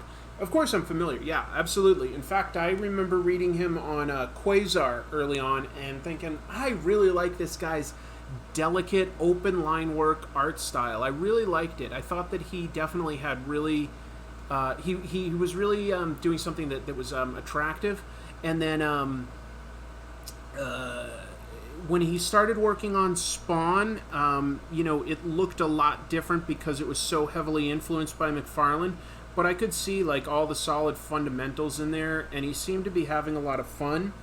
I slowly filtered away from, or just sort of drifted away from Spawn, so haven't kept as up to date with him. But I definitely really enjoyed his work early on, especially on Quasar, which I don't think a lot of people remember, but hopefully a few do.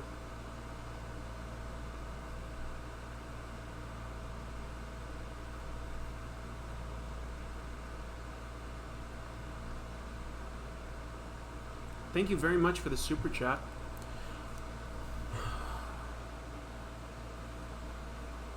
Agents of S.H.I.E.L.D. used to be good, but the last season was terrible. Okay.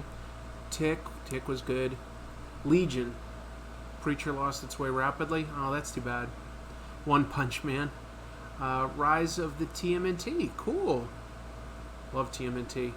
The upcoming Watchmen TV series looks good. I don't know what to make of it. Tick is an awesome show, no question. Has anyone ever figured out the countdown on Spawn's powers? I think that McFarlane just gave up on that at a certain point. Is Exo Manowar worth getting into? I did like the original Exo Manowar series because I believe it had Barry Windsor Smith artwork, and you can never go wrong with that. But he didn't stay that long, and I'm not super familiar with the current version, I'm afraid. The only stuff out of Valiant that I've read is Archer and Armstrong by Rafer Roberts, because he's a friend, and then I have read some of Harbinger. Harbinger? I think it's Harbinger. I have read a lot of Stephen King, including all of the Dark Tower series. I've read a lot of Stephen King. I like Stephen King. Good, pulpy, fun stuff. Occasionally very good. I think The Stand is fantastic. It is pretty darn good. It's a little weird in parts, but it's pretty good. Anyone who's read it knows exactly what I mean when I say it's weird in parts. There's like one thing that could refer to if you've read it. It's weird in parts. That's like such an understatement. That's such an understatement. It's weird in parts. Yeah, it kind of is. But he was on cocaine at the time, and that's just what happens. Where to start with Stephen King for noobs? I would say the Stand, if you're not intimidated by reading a really big story, because it's great, and it's very self-contained. After that, he's written tons of novellas and anthology short stories. So pick up any of them, and while it's a little hit and miss, mostly it's hit. His short stories are really cool. That's a good place to start. Have a hippie or two following him on their way to Burning Man. Yeah, I should. This throat is bothering me like crazy.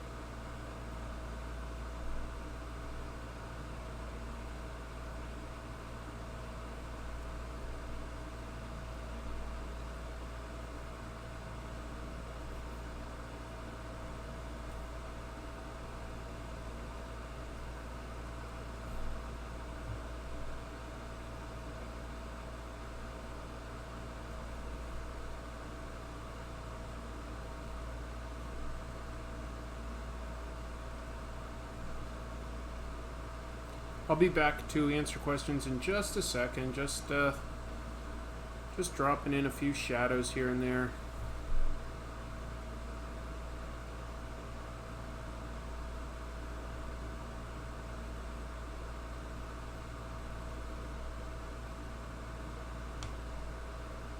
Alright, let's see. Which came first, Man-Thing or Swamp-Thing? That is a hard question to answer because, like, I'm trying to remember, because I did talk about this in my Len Wein episode. I looked it up, and it was, I think Swamp-Thing was published, I cannot remember. They were published, like, within a month. But Len Wein was roommates with whoever came up with Man-Thing, and he later wrote some Man-Things. So let me see which came out first. But I do talk about this in my Len Wein episode.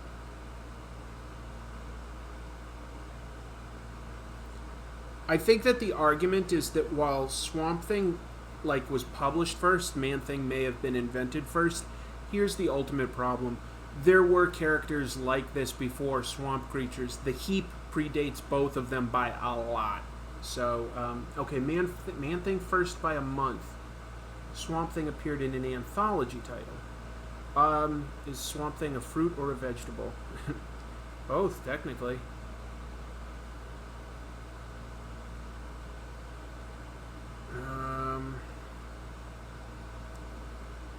Because the Heap debuted in 1942, which is very similar, so he's way before. But the thing is, Man-Thing and Swamp Thing came out at the same time. Okay.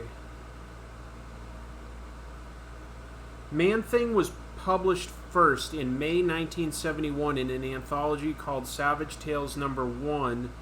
However, that 2-month window doesn't really mean much in comics because of the production time it takes to get it out. Somebody could have just rushed theirs to production.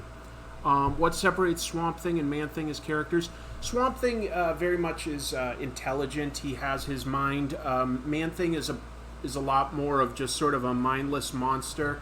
Swamp Thing is connected to all living plant life. He's almost godlike. And Man-Thing is just sort of a creature that, like, vaguely remembers who he used to be. He's more of a supernatural character, well, more of a horror supernatural character, Man-Thing, because he guards this thing called the Nexus of All Realities. It's sort of like an interdimensional area in the Florida Everglades. And anything that touches him that's afraid catches on fire. So Man-Thing is sort of like, he's not like a thinking character like that. Like, he doesn't talk, he doesn't like plan, he just sort of reacts. He's much more of a monster. But Swamp Thing,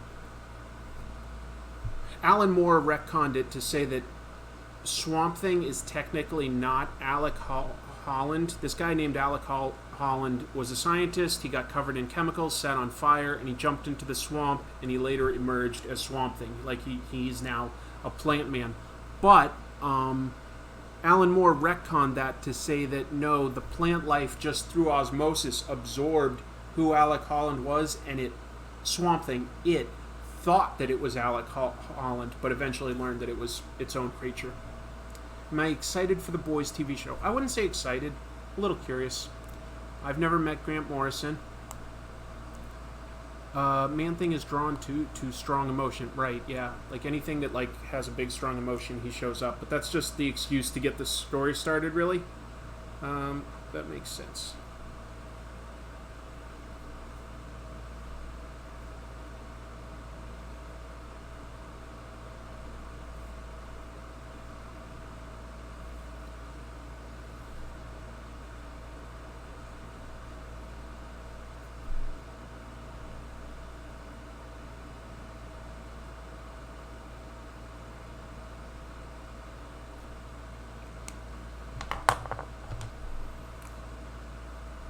Said I was gonna color, and then I keep getting obsessed with like little details because it's like the most fun part of drawing for me.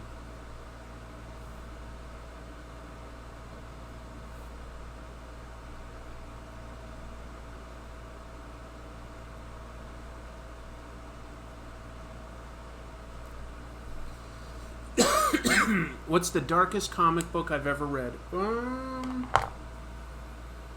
Probably Brat Pack, really. Pretty dark. What is the best car? What is the best car? You know what? It depends on what you want to use it for. Do you want a fast car? Do you want an off-roading car? Do you want to haul stuff? Do you just want a daily driver? Like, I don't know, man. What is the best car? That's a tough question. Yeah, I'll cover Grant Morrison sometime. Have I already? No, I don't think I have. No, I don't think I have. But I will. The Japanese draw comics that have storylines that come out weekly. You have to read a lot of comics in order to keep up. Well, yes and no. It costs a lot less than here. Basically, like something like Shonen Jump. That comes out weekly. And it's like about $5. $5 for like 300 pages of comics. And every week, like your story, say My Hero Academia, you get 8 pages. So within a month, you're still getting like, it might be like 6 to 8, okay? But in a month, you're still getting the same size as any American comic, possibly 1 or 2 pages more. But then you get to like read a little bit of everything. Thank you, Jeannie. Have I ever seen the motion comic of Swamp Thing's debut issue? I haven't. I'm living in Japan. At used manga stores, you can buy volumes for $1. Oh, nice. Where do you live, Rebel? Like, what city? I'm coming back to Japan in November.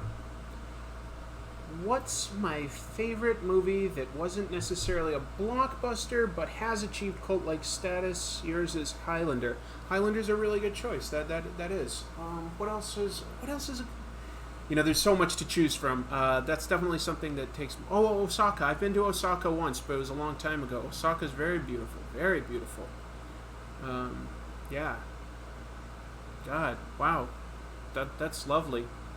I would like to move to Japan. I would like to live there, but I don't know what I could do to get a job that, like, because I don't speak fluent Japanese yet, so I don't really speak hardly any other than 1 or 2 little phrases. But I would like to do that. I really like it there. I don't say that just out of nowhere. It's not like I'm like, oh, I love anime. Personally, I'm actually not super into anime. But I do love just how clean and beautiful it is. I like how I like a lot of their food. I'm a big fan of like noodles in general, so like they have some amazing noodles over there. And I do love obviously a lot of like comics and video games and stuff. So I always have a wonderful time when I'm there. Yeah, I wish I could live there. Getting a job is tough in Japan. I'm Canadian and work as a freelance artist media guy. Congrats. I'm really happy to hear that. That's really nice. I'm going to Tokyo again, so not very close to Osaka. Yeah, you guys have a lot of great food there. Try Korea sometime. I want to. I really want to visit both Busan and Seoul. I would really like that. Alright, while I could keep doing some details, I'm going to have some fun by drawing some color into this guy. So let me get a couple different greens. This was suggested by Jean, and she's a pretty cool person because she's my sister.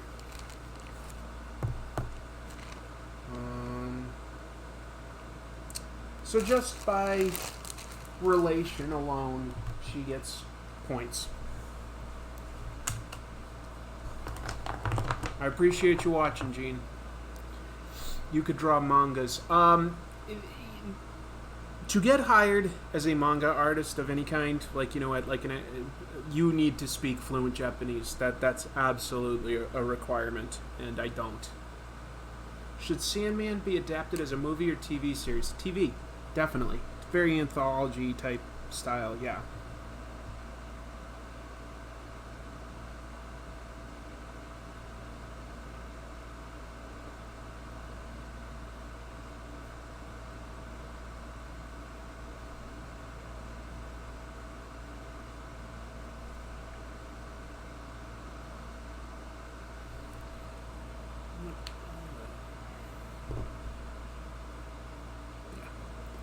Is Swampthing going to be green? Mostly.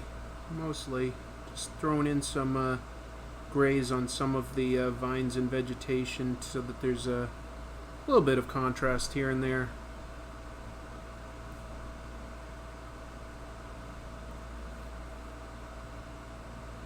But yeah, primarily he'll be various shades of green.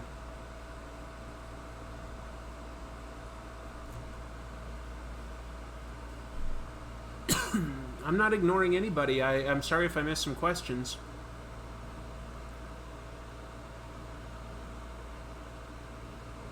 Which Sandman? I'm talking about Dream. I love that Sandman with Dr. Destiny. I don't know if Dr. Destiny? A friend of mine lives just outside Tokyo and has a non-comics related YouTube channel. You could collab. He likes manga. Oh, that sounds cool. You know, I'm not sure yet what I'm going to do, but I could record at YouTube has a creator space in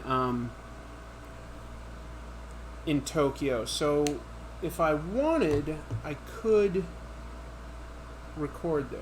So that could be fun. We'll see.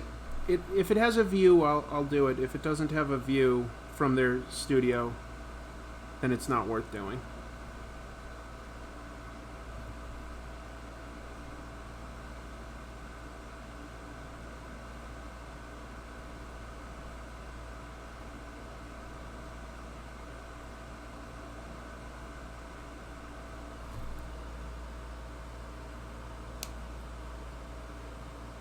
Swampthing used to be a member of Justice League Dark. Yeah, I think he still is, but I'm not super up to date on that.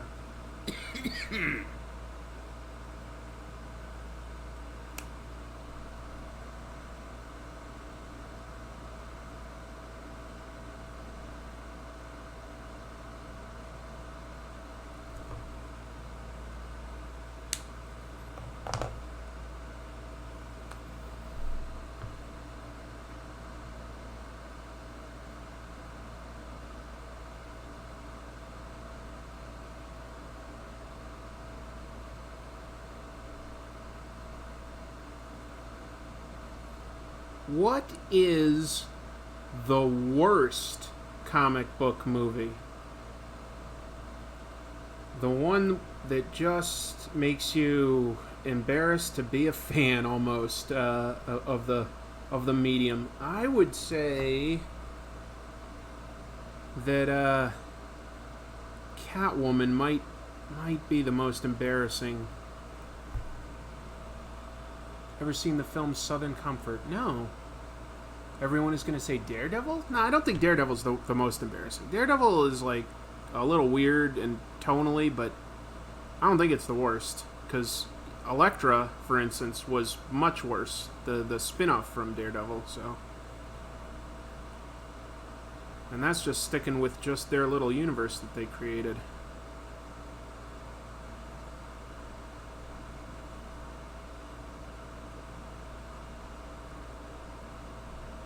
Barely created.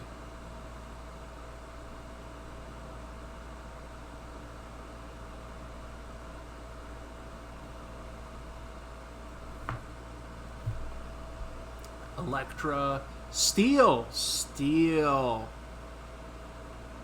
Steel's pretty bad. Green Lantern. The Halle Berry Catwoman. Spider-Man 3? No way. It's not that bad. It's not perfect, but it's not the worst. Batman versus Superman, that was pretty bad. Captain America movie from the 80s, that was actually from like 1990, I think. I could be wrong, but I'm pretty sure it was from 1990.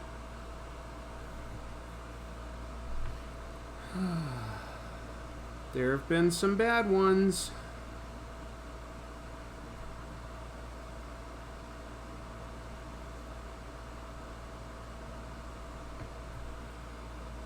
There have been some embarrassments. There were 2 Captain America movies pre-MCU. Well, there was one that was direct to video. The only other one I can think of is the serial back in the day, like in the 40s, but I don't know if that really counts. But is that the one you're talking about?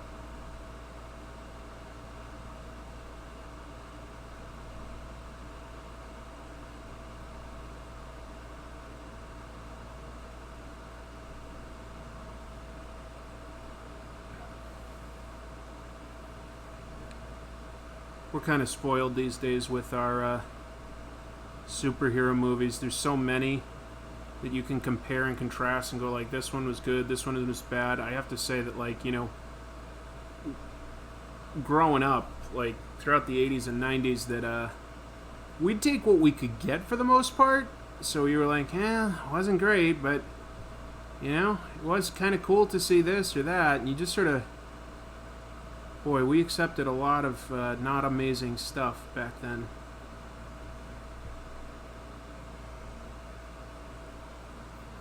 Oh, the 2 Cap movies in the 70s with Reb Brown. Yeah, the second one with Christopher Lee as the villain is at least a little bit fun because, hey, Christopher Lee. So yeah, there was like the Captain America serials, the 2 TV movies in the 70s, and then the 1990 direct-to-video one. But the direct-to-video one from 1990 is terrible. Hey Shirley, thank you very much for the congratulations. Very exciting to be a homeowner. Batman and Robin was the only movie where I had to walk out of the theater. Woo! That's pretty extreme. Yeah, that one wasn't great. Was not great. I remember seeing that with a college roommate, and we both like kept looking at each other in like surprise at how weird it was. We were like, "What?" That's what we were like. Sorry again about this cough. It's just whatever allergies I have are really doing it to me right now.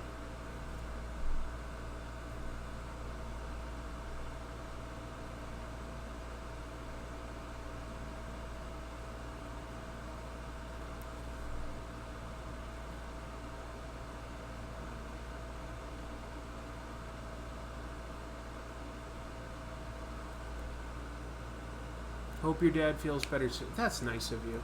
The Spirit was pretty bad. The Spirit is way up there as far as a bad movie. That thing, Frank Miller just got that wrong, in my opinion. He did not get the tone right.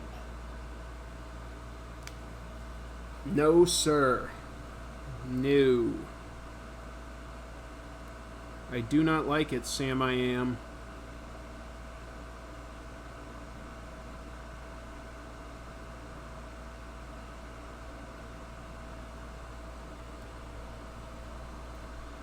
Yeah, that's the green I want to give Swampy. Has anyone ever called him that as a nickname? Swampy? Probably. John Byrne once argued that, like, it was rude of fans to call superheroes things like Spidey or Bats, that it was, like, disrespectful to call them by their nicknames, that we didn't have that privilege, that maybe their supporting cast did because they knew them, but we didn't know them, so it was rude of us to disrespect these characters by calling them by their nicknames. And it's like, dude, they're fictional. If I want to call him Spidey, I'm going to call him Spidey. And you can get over it. That was like one of the most ridiculous arguments I ever heard in all of comics. Like, don't call them by their nicknames. That's rude. You would never say... He's like, you would never say that to their face if you met them in real life. I'm like, yeah, well, good thing I literally cannot meet them in real life. Can you imagine caring about that? I don't know. because I love stories and I love comics. I love what you can do with them. But it was just like so unimportant to me to try to argue about something that like that it's rude to call a character by its nickname. I just don't see how that's important at all to anyone. I can literally even understand like making arguments about like, hey, who would win in a fight, Superman or the Hulk? Because that's fun. It's fun to like have like hypothetical arguments, but to like try to argue that like you can't call a superhero by their nickname. Get over yourself.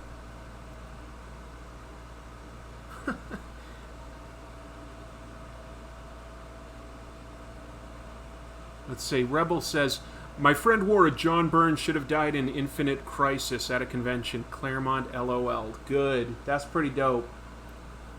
Even Stan Lee used to call Spider-Man Spidey. And I think that, like, Byrne's argument was like, well, they're the creators, so, like, if you created it, like, you can do whatever you want. But, like, you guys, the fans, you didn't create it. You haven't met them in person.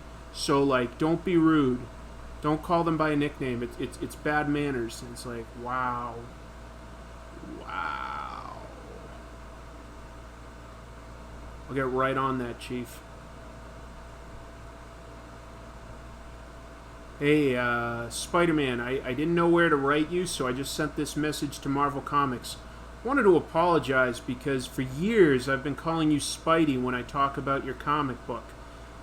Then I found out that it was rude, and my mother always taught me good manners, so I'm writing this letter to apologize. Oh wait, you're fictional, no one cares. Bye.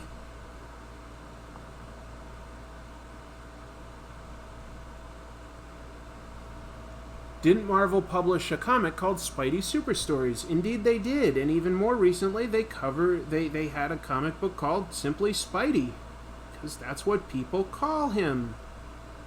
It doesn't matter.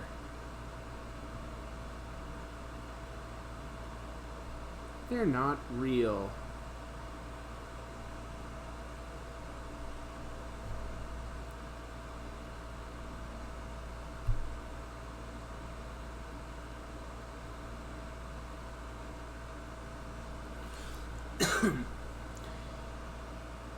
I like your Swampthing. Well, thank you.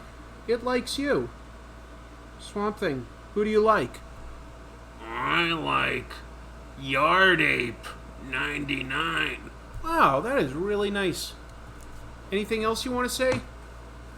Don't call me Moss Man, that's rude. Hey, you heard it from him. Wow, don't call him Moss Man.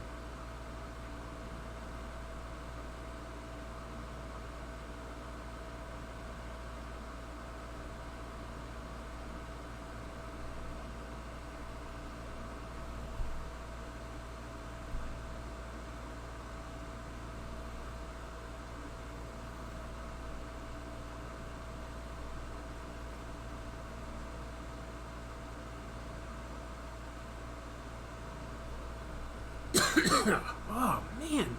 I feel fine, but I cannot get rid of this tickle in my throat. It's got to be allergies.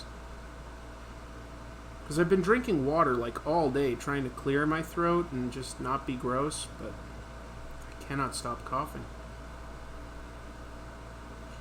So, while I've explained why I don't, and I'm not going to change this, like, I don't watch other comic book-related channels, I'm just curious, since they've been brought up a couple times today, if you were to recommend one other comic book channel aside from Comic Tropes, what would be your main recommendation, like your best recommendation for another comic book channel related to comic books?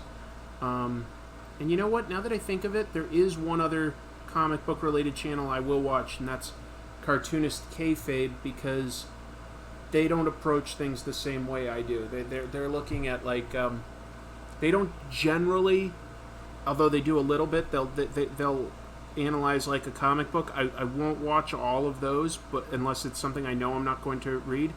But I will look at their history of comics through things like Wizard comics and stuff. Okay, so Comic Pop, Matt Draper. Does Hooded Cobra Commander count? A little bit, yeah.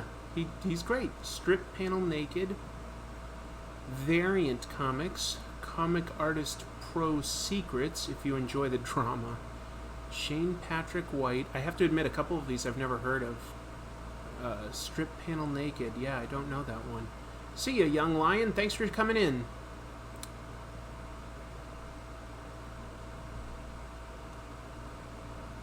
Very cool.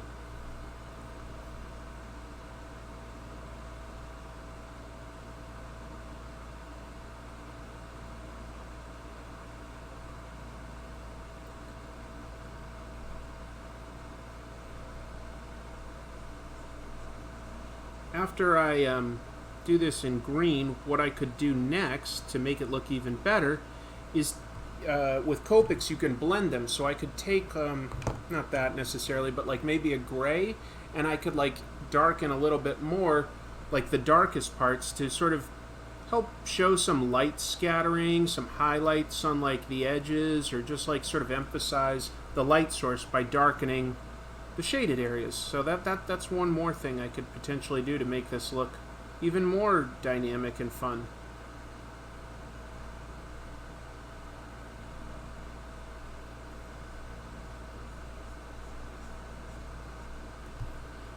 That's a neat cheeseburger next to you. Yeah, look at that.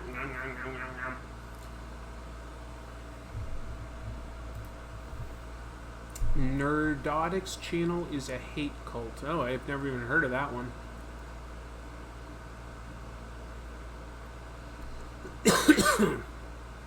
Strip Panel Naked breaks down individual panel and pages for analysis. I like that idea quite a bit. That's a very cool idea. That's a great way for artists to learn, but potentially also artists, because it's all about storytelling at that point. That's a great idea. I've never heard of that, never watched it, but I like the idea a lot. Wow. Yeah, the only thing that's like tough about like sort of deciding not to watch other channels is it is fun to collaborate. You know, when I've made comics, I love talking to a writer, colorist, etc. I love that part. But here on YouTube, I don't collaborate a lot. I've collaborated with Godzilla Mendoza and Hooded Cobra Commander 788 because what they do is kind of different from me, and it's been a lot of fun. I love it. I wish I could do more of that, but that is the trick, finding somebody that's interested in the same stuff as you, but not doing the same stuff as you. I don't know. It's tricky. It's tricky. Huh! In New York, the people talking try to make us rhyme, but really hawk, but we just walk because we have no time. Oh, sorry. I just realized that if I kept up with that, YouTube might recognize it and go like, no, we're not going to allow you to monetize that because you just sang a pitch-perfect rendition of a song by Run DMC. Pitch perfect, I say. And I'd go, no, I didn't mean to. And they'd go, too late, your channel is deleted. I'm not the one that's out, you're the one that's out, Spider-Man. How many of my comics have you read? I don't know if that's a question for somebody else.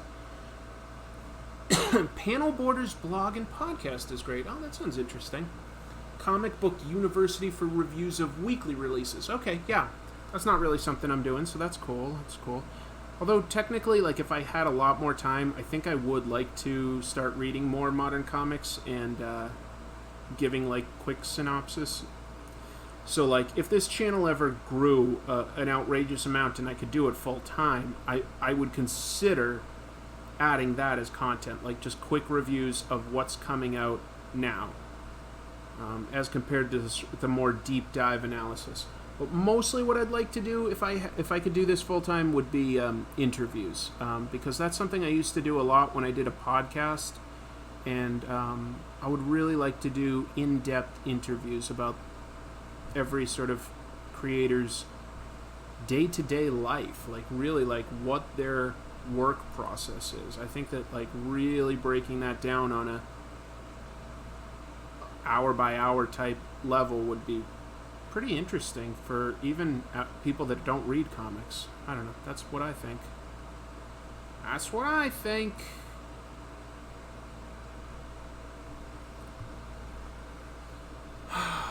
Your comics are great. I'm not sure I recognize your name, Nicholas. What's the name of your comic? What publisher?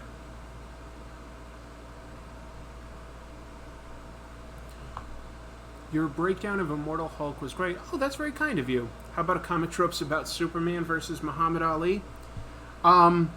Definitely a fun comic, and it would be fun to talk about. I'm not sure how much I would have to say, because like a lot of it would just be sort of like telling you the history, which almost anyone could easily look up on Wikipedia. I'm not sure what I would add to that. I will think about it. I'm not sure off the top of my head what I'd have to add to the story.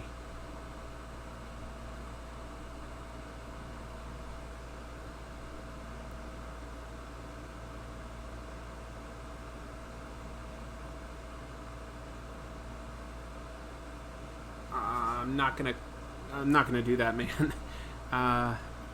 People ask me every single day to review their comics that have never been reviewed before, and the reason I'm not going to do that is I have to have like a starting point of like what something that people know about, like either a creator or a character or a publisher.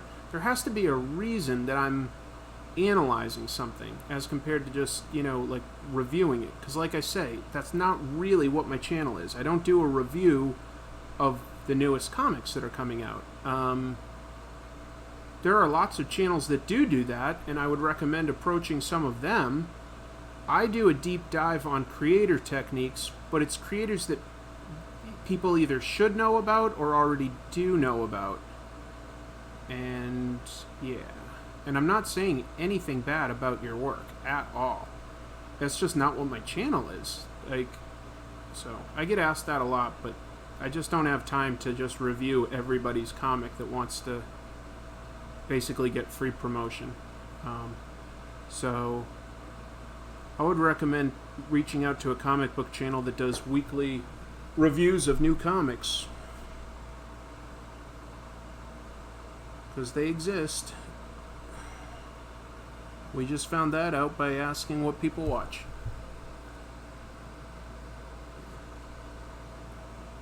Wait a minute, you're not serious that you make college buddies? You're like infamous on Reddit for like trying to make people read your comics. He's got to be trolling us, folks. He's trolling us. He makes like stick figure comics. You can like find this guy on a lot of people that read Reddit stuff have read his story where he demands that someone reviews his comic. He demands it. So I'm pretty sure he's just a jokester that's trolling.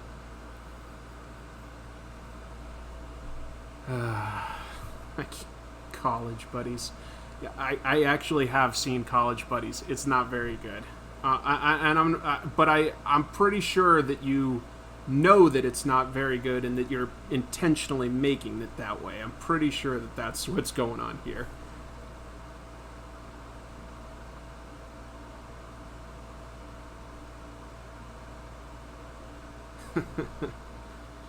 Review College Buddies.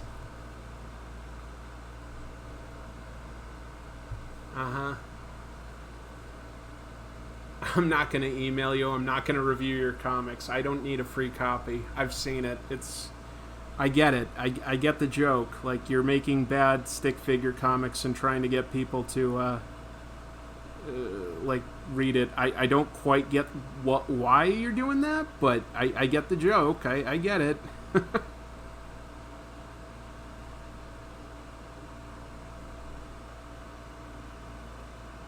Yeah, if anyone out there like watches, some of those people like, Fresh or Real Life or Illuminati that like read stories from Reddit, like so they find some of the best stories. you can like find a pretty funny one about like this guy demanding that someone read his comic or write him an essay on why they wouldn't read it, which is very unrealistic. Oh, Spider-Man. Oh, yeah, I'll read Spider-Man. See, that's something that people know about.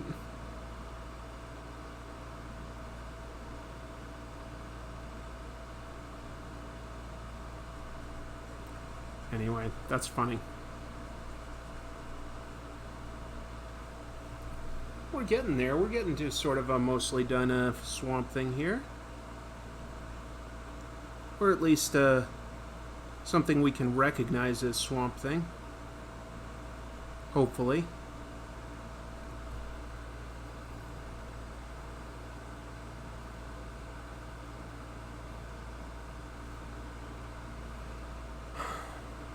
Yeah, Copic markers. These things are so much fun to deal with.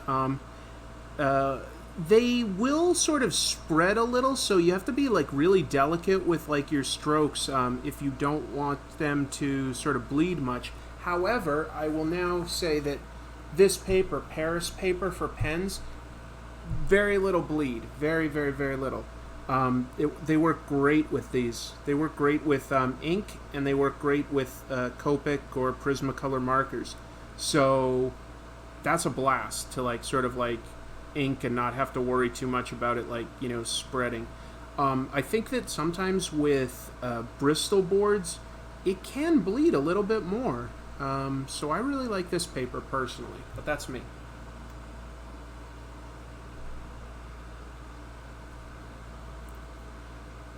You wrote Thor. Please review my original character, Do Not Steal, Spider-Man, before any collaborations. He is both a man and a spider. Exciting stuff. Nicholas, I'm not going to review your comic. I get that you're like sort of like trolling. I get the joke, but let it go. Like I'm just telling you right now, I'm not going to review your comic. I get that you're joking, but like I have zero interest and I refuse. Am I worried about the next phase of Marvel flopping? I'm not worried because I have no vested financial interest, and like basically these yeah, if they need to reboot, so be it. These things happen. Nothing lasts forever, right?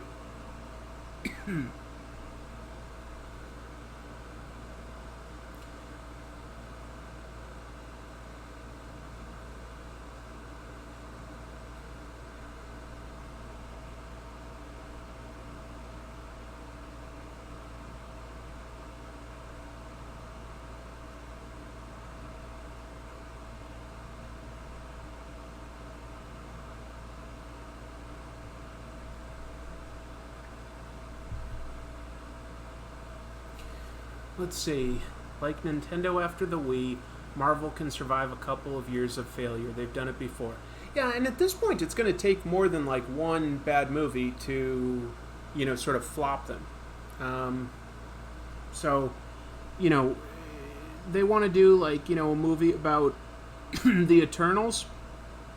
Well, I don't know that that's a great idea, but even if that like sort of flops, I think people would still be willing to give Marvel a pass once or twice because they've made so many movies that people do like. And, you know, there's probably some of these movies that have been out, like, you know, since they started with Iron Man in 2008 that not everybody likes. Personally, while not everyone is my favorite, I have enjoyed going to all of the Marvel movies. I've literally enjoyed all of them on some level. Some of them are not as good. Like, you know, Thor 2... maybe Incredible Hulk, like they're only okay, you know, they're not very good, they're not great, but so what? I still have a pretty good time seeing the characters that I like, and I come back to them. Thor 2 was rough. Personally, I don't hate it. I've still had a good time. Yeah, Thor 2, and exactly, some people like it. Do I collect comics? I mean, I used to. From the early 80s, I was reading all sorts of comics regularly. When I moved across the country, I decided to sell like more than 90% of my collection, probably about 95% of my collection. I just, it was time to sort of let it go. It was a lot to, it would cost a lot to transport across the country, and I just didn't have that much interest in it. I kept, of course, like some of the things that like meant something to me personally. I kept my Tick collection. I kept like Ninja Turtles, and I kept comic books that I or my friends worked on. Walking Dead or Invincible or whatever. I kept some of those. But mostly, like, all my Spider-Man and X-Men and Batman and whatever else, I sold. And not for much. I sold it all pretty cheap. It was just time to let it go. And I'm okay with that. So no, I really don't have a comic collection per se anymore. I still have some comics, but I wouldn't say that I have many. I don't think it's much of a collection.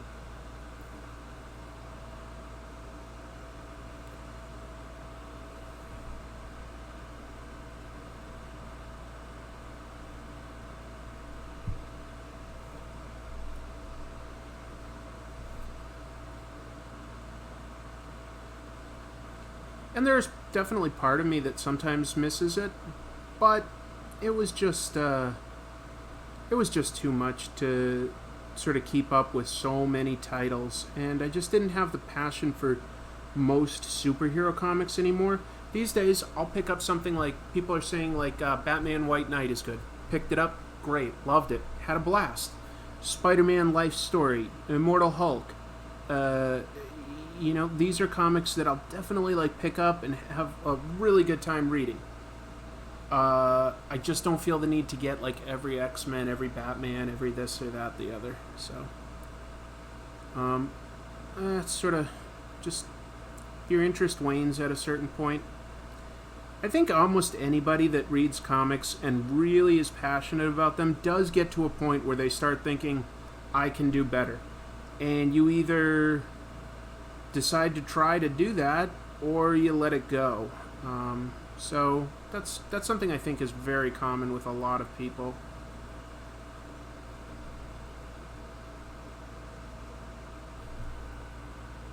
It's costly now to start a collection. It can be. I think at some point, Marvel and DC will probably realize that they need to start making at least digital comics cheaper, or publishing some anthologies. So something like that has to happen.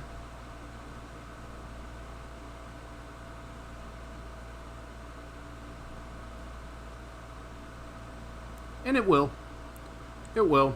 These characters will always exist as a property. Some company will own them, and people will either pay what they're paying now, or if they stop, then all of a sudden publishers will go, oh, okay, well, what is working in the world? And they'll look at like the models that Europe and Japan utilize, and they'll just have to adopt them or come up with something better. It'll happen. Hi, DK. Welcome.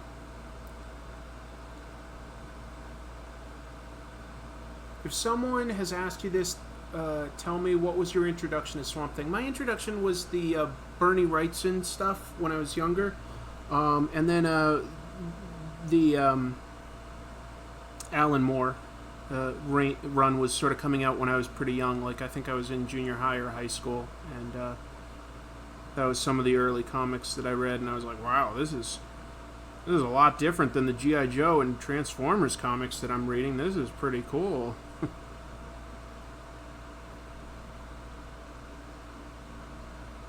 Yeah, I think that the Alan Moore run really does hold up. I don't think it's especially dated. I think it's still some really interesting stories.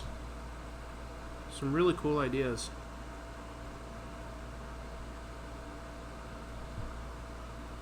So I recommend it. What is my favorite comic? Transformers number 26. My favorite comic.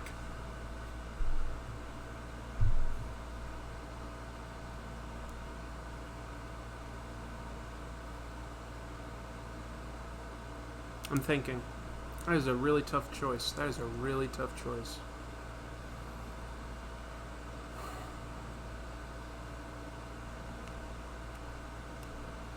You know what's coming up is maybe Why the Last Man. It takes you on a pretty emotional ride, but has a defined ending. It's up there anyway, but is it my favorite? I have to think some more. It's a really challenging question.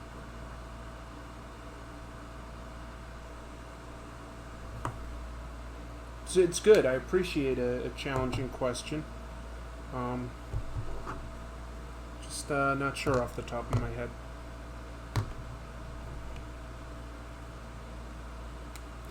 Invincible is pretty good too. Well, I proofread that for the entire run, so I definitely like Invincible.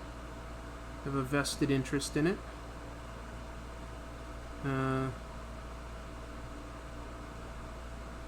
So yeah, no complaints about Invincible. So that's...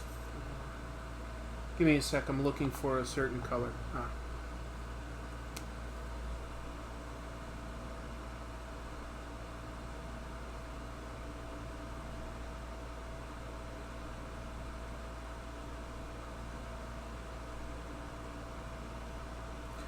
What other questions are being asked? Wait, did I miss a super chat? Hold on.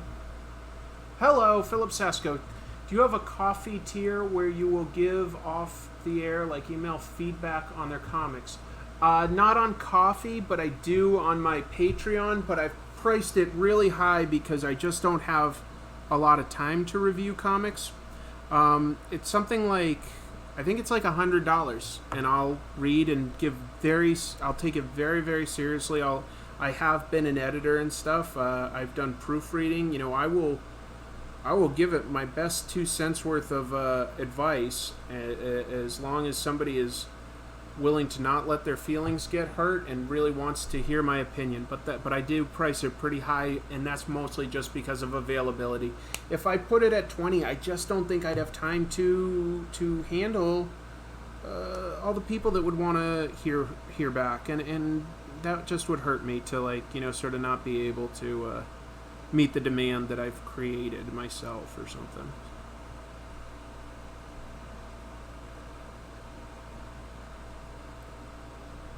But I do have a tier on Patreon, and I'm pretty sure it's $100.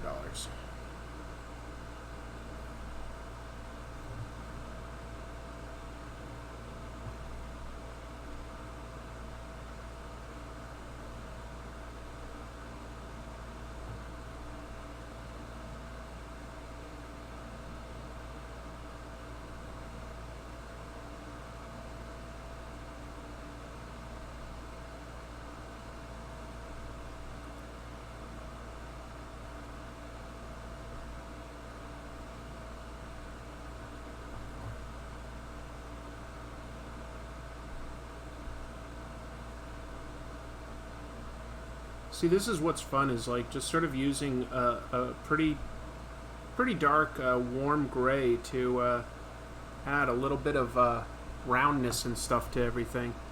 A little bit more form in the shadows.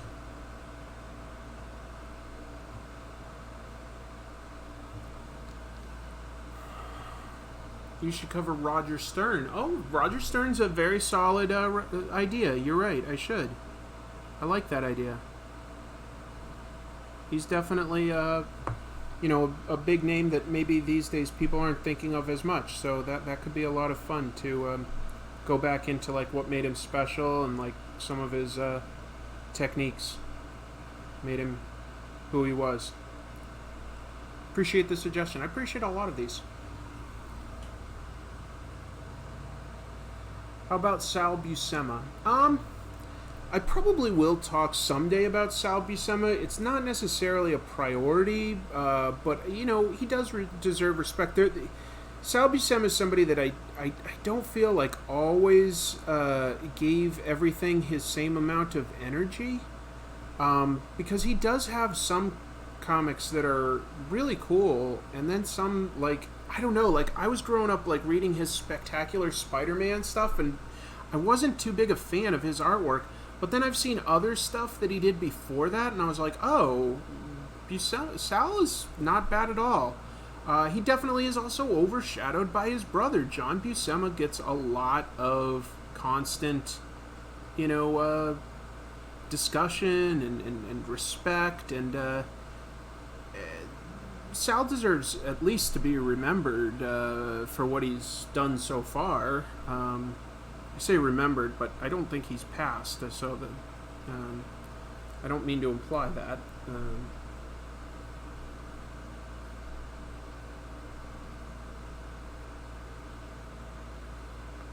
One of my favorite bands of the 80s borrowed their name, Love and Rockets. Yeah, that's good.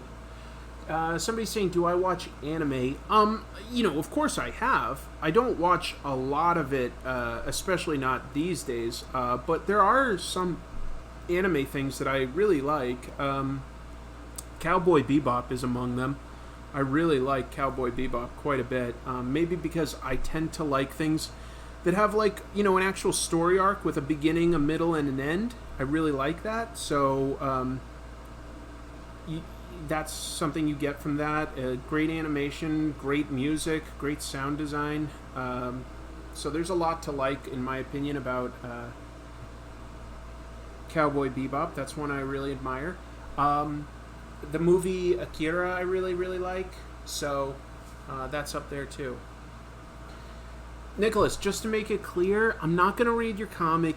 If you keep asking, I'm just going to have to ban you, just because you're taking over too much of the chat, Just let it go. Just let it go. Otherwise, you understand. I'm giving you a fair warning, okay? Ninja Scroll, that was cool.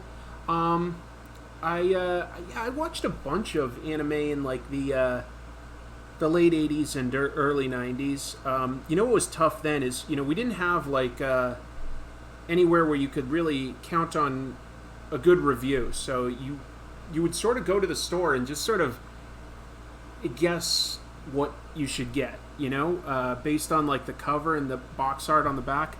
And sometimes what you got wasn't that great. So I sort of burned myself out over time, sort of like coming across a lot of stuff that I didn't really enjoy. So that's sort of what got me out of anime for a long time. I'm trying to think of, like, what I have watched lately. I've watched a bunch of One Punch Man. I find that pretty funny. Not all of it, but I've seen a bunch of it.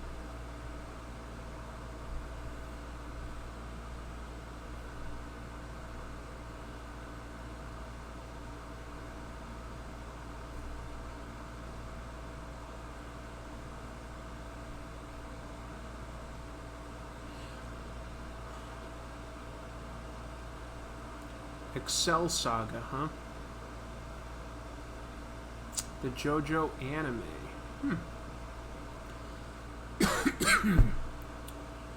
Rushed home from school to watch Robotech in the 80s, yeah. I probably will talk about Keith Giffen sometime, yeah. Yeah, he's a pretty important creator. Definitely would like to talk about his work.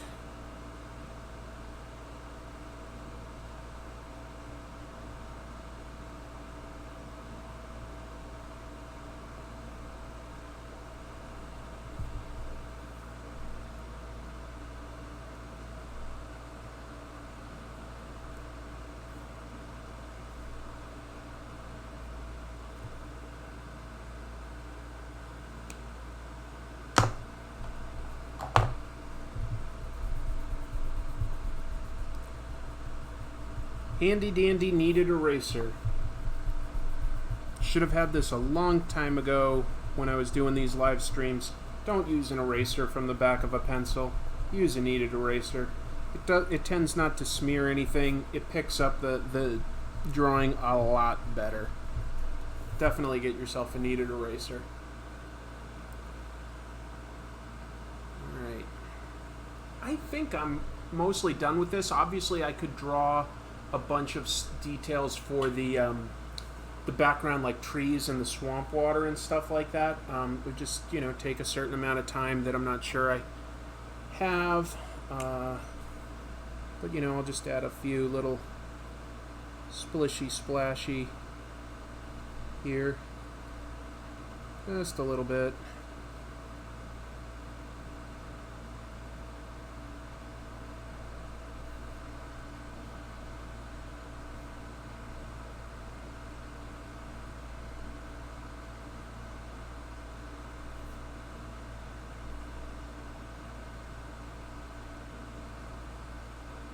So yeah, I'm gonna take off in just a sec, guys.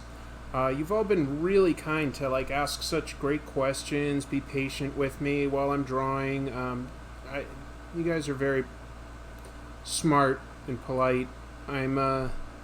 It's the kind of audience I definitely hoped to grow, and I feel that that's, for the large part, been very successful. Of course, there's always going to be a few rude people, but in general, like the people that come here to like the live streams, I really, really appreciate you guys. You're amazing. It's awesome talking to other people that respect the medium of comics, like really get something out of it. I think it's such a versatile medium. You can do so much with it. I really, really love what you can do with comics. Oh, thank you, Gustavo Gama. That's so nice of you. I really appreciate the super chat, especially since, as I say, my bank account and my fiance's bank account is basically zero right now. We have paychecks coming in, but when you buy a house, you want to put as much down as possible so that your monthly costs are low. So we basically used up all of our savings today to buy that house. But it's worth it. It's worth it.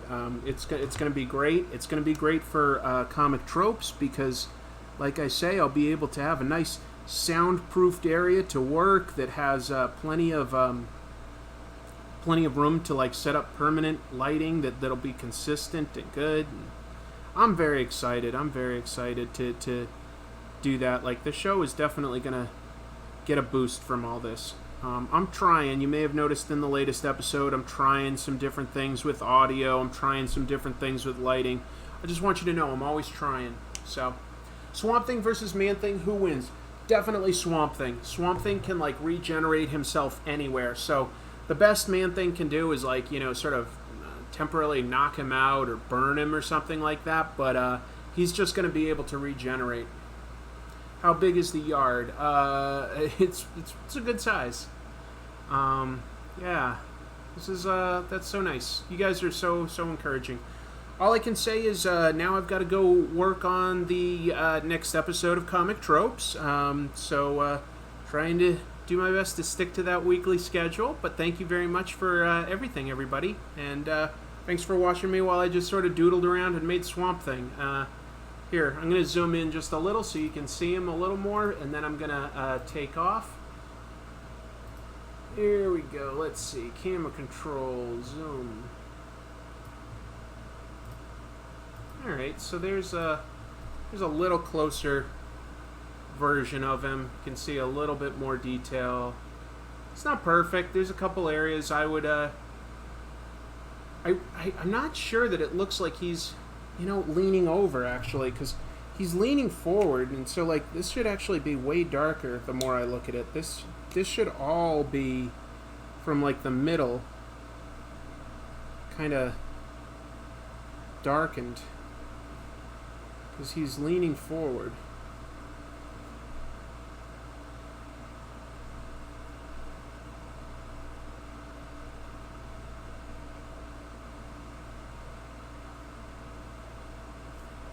Let's see if this helps at all. Not 100% sure.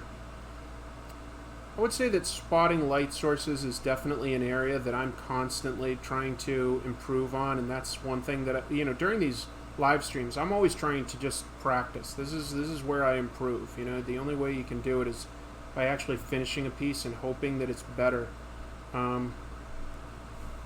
Hopefully that sort of slight bit of darkening across his body represents a little bit more that he's leaning forward, and I don't know. It's tough. It's tough. Doing my best. Learning along with everybody else. Anyway, that's what I'm going to do for now. Darken up some of this stuff in the background. And I sincerely appreciate everybody watching and staying. Oops, better keep streaming for 3 more hours? No, I'm definitely done. I need water. I need better air conditioning. Whoa, Sansanity, thank you so much. That's really kind of you. That's awesome. Is the Alan Moore run on Swamp Thing worth reading? Yes. It holds up. It's really good. It's horror. If you like Immortal Hulk, you'll like Swamp Thing, I think. There's some similarities. Anyway, I'm taking off. Thank you so much, everybody. Yeah, I need cheeseburger. You've all been good, and I'll see you very soon. So, take care. Oh, I know what my catchphrase is. Keep reading comics.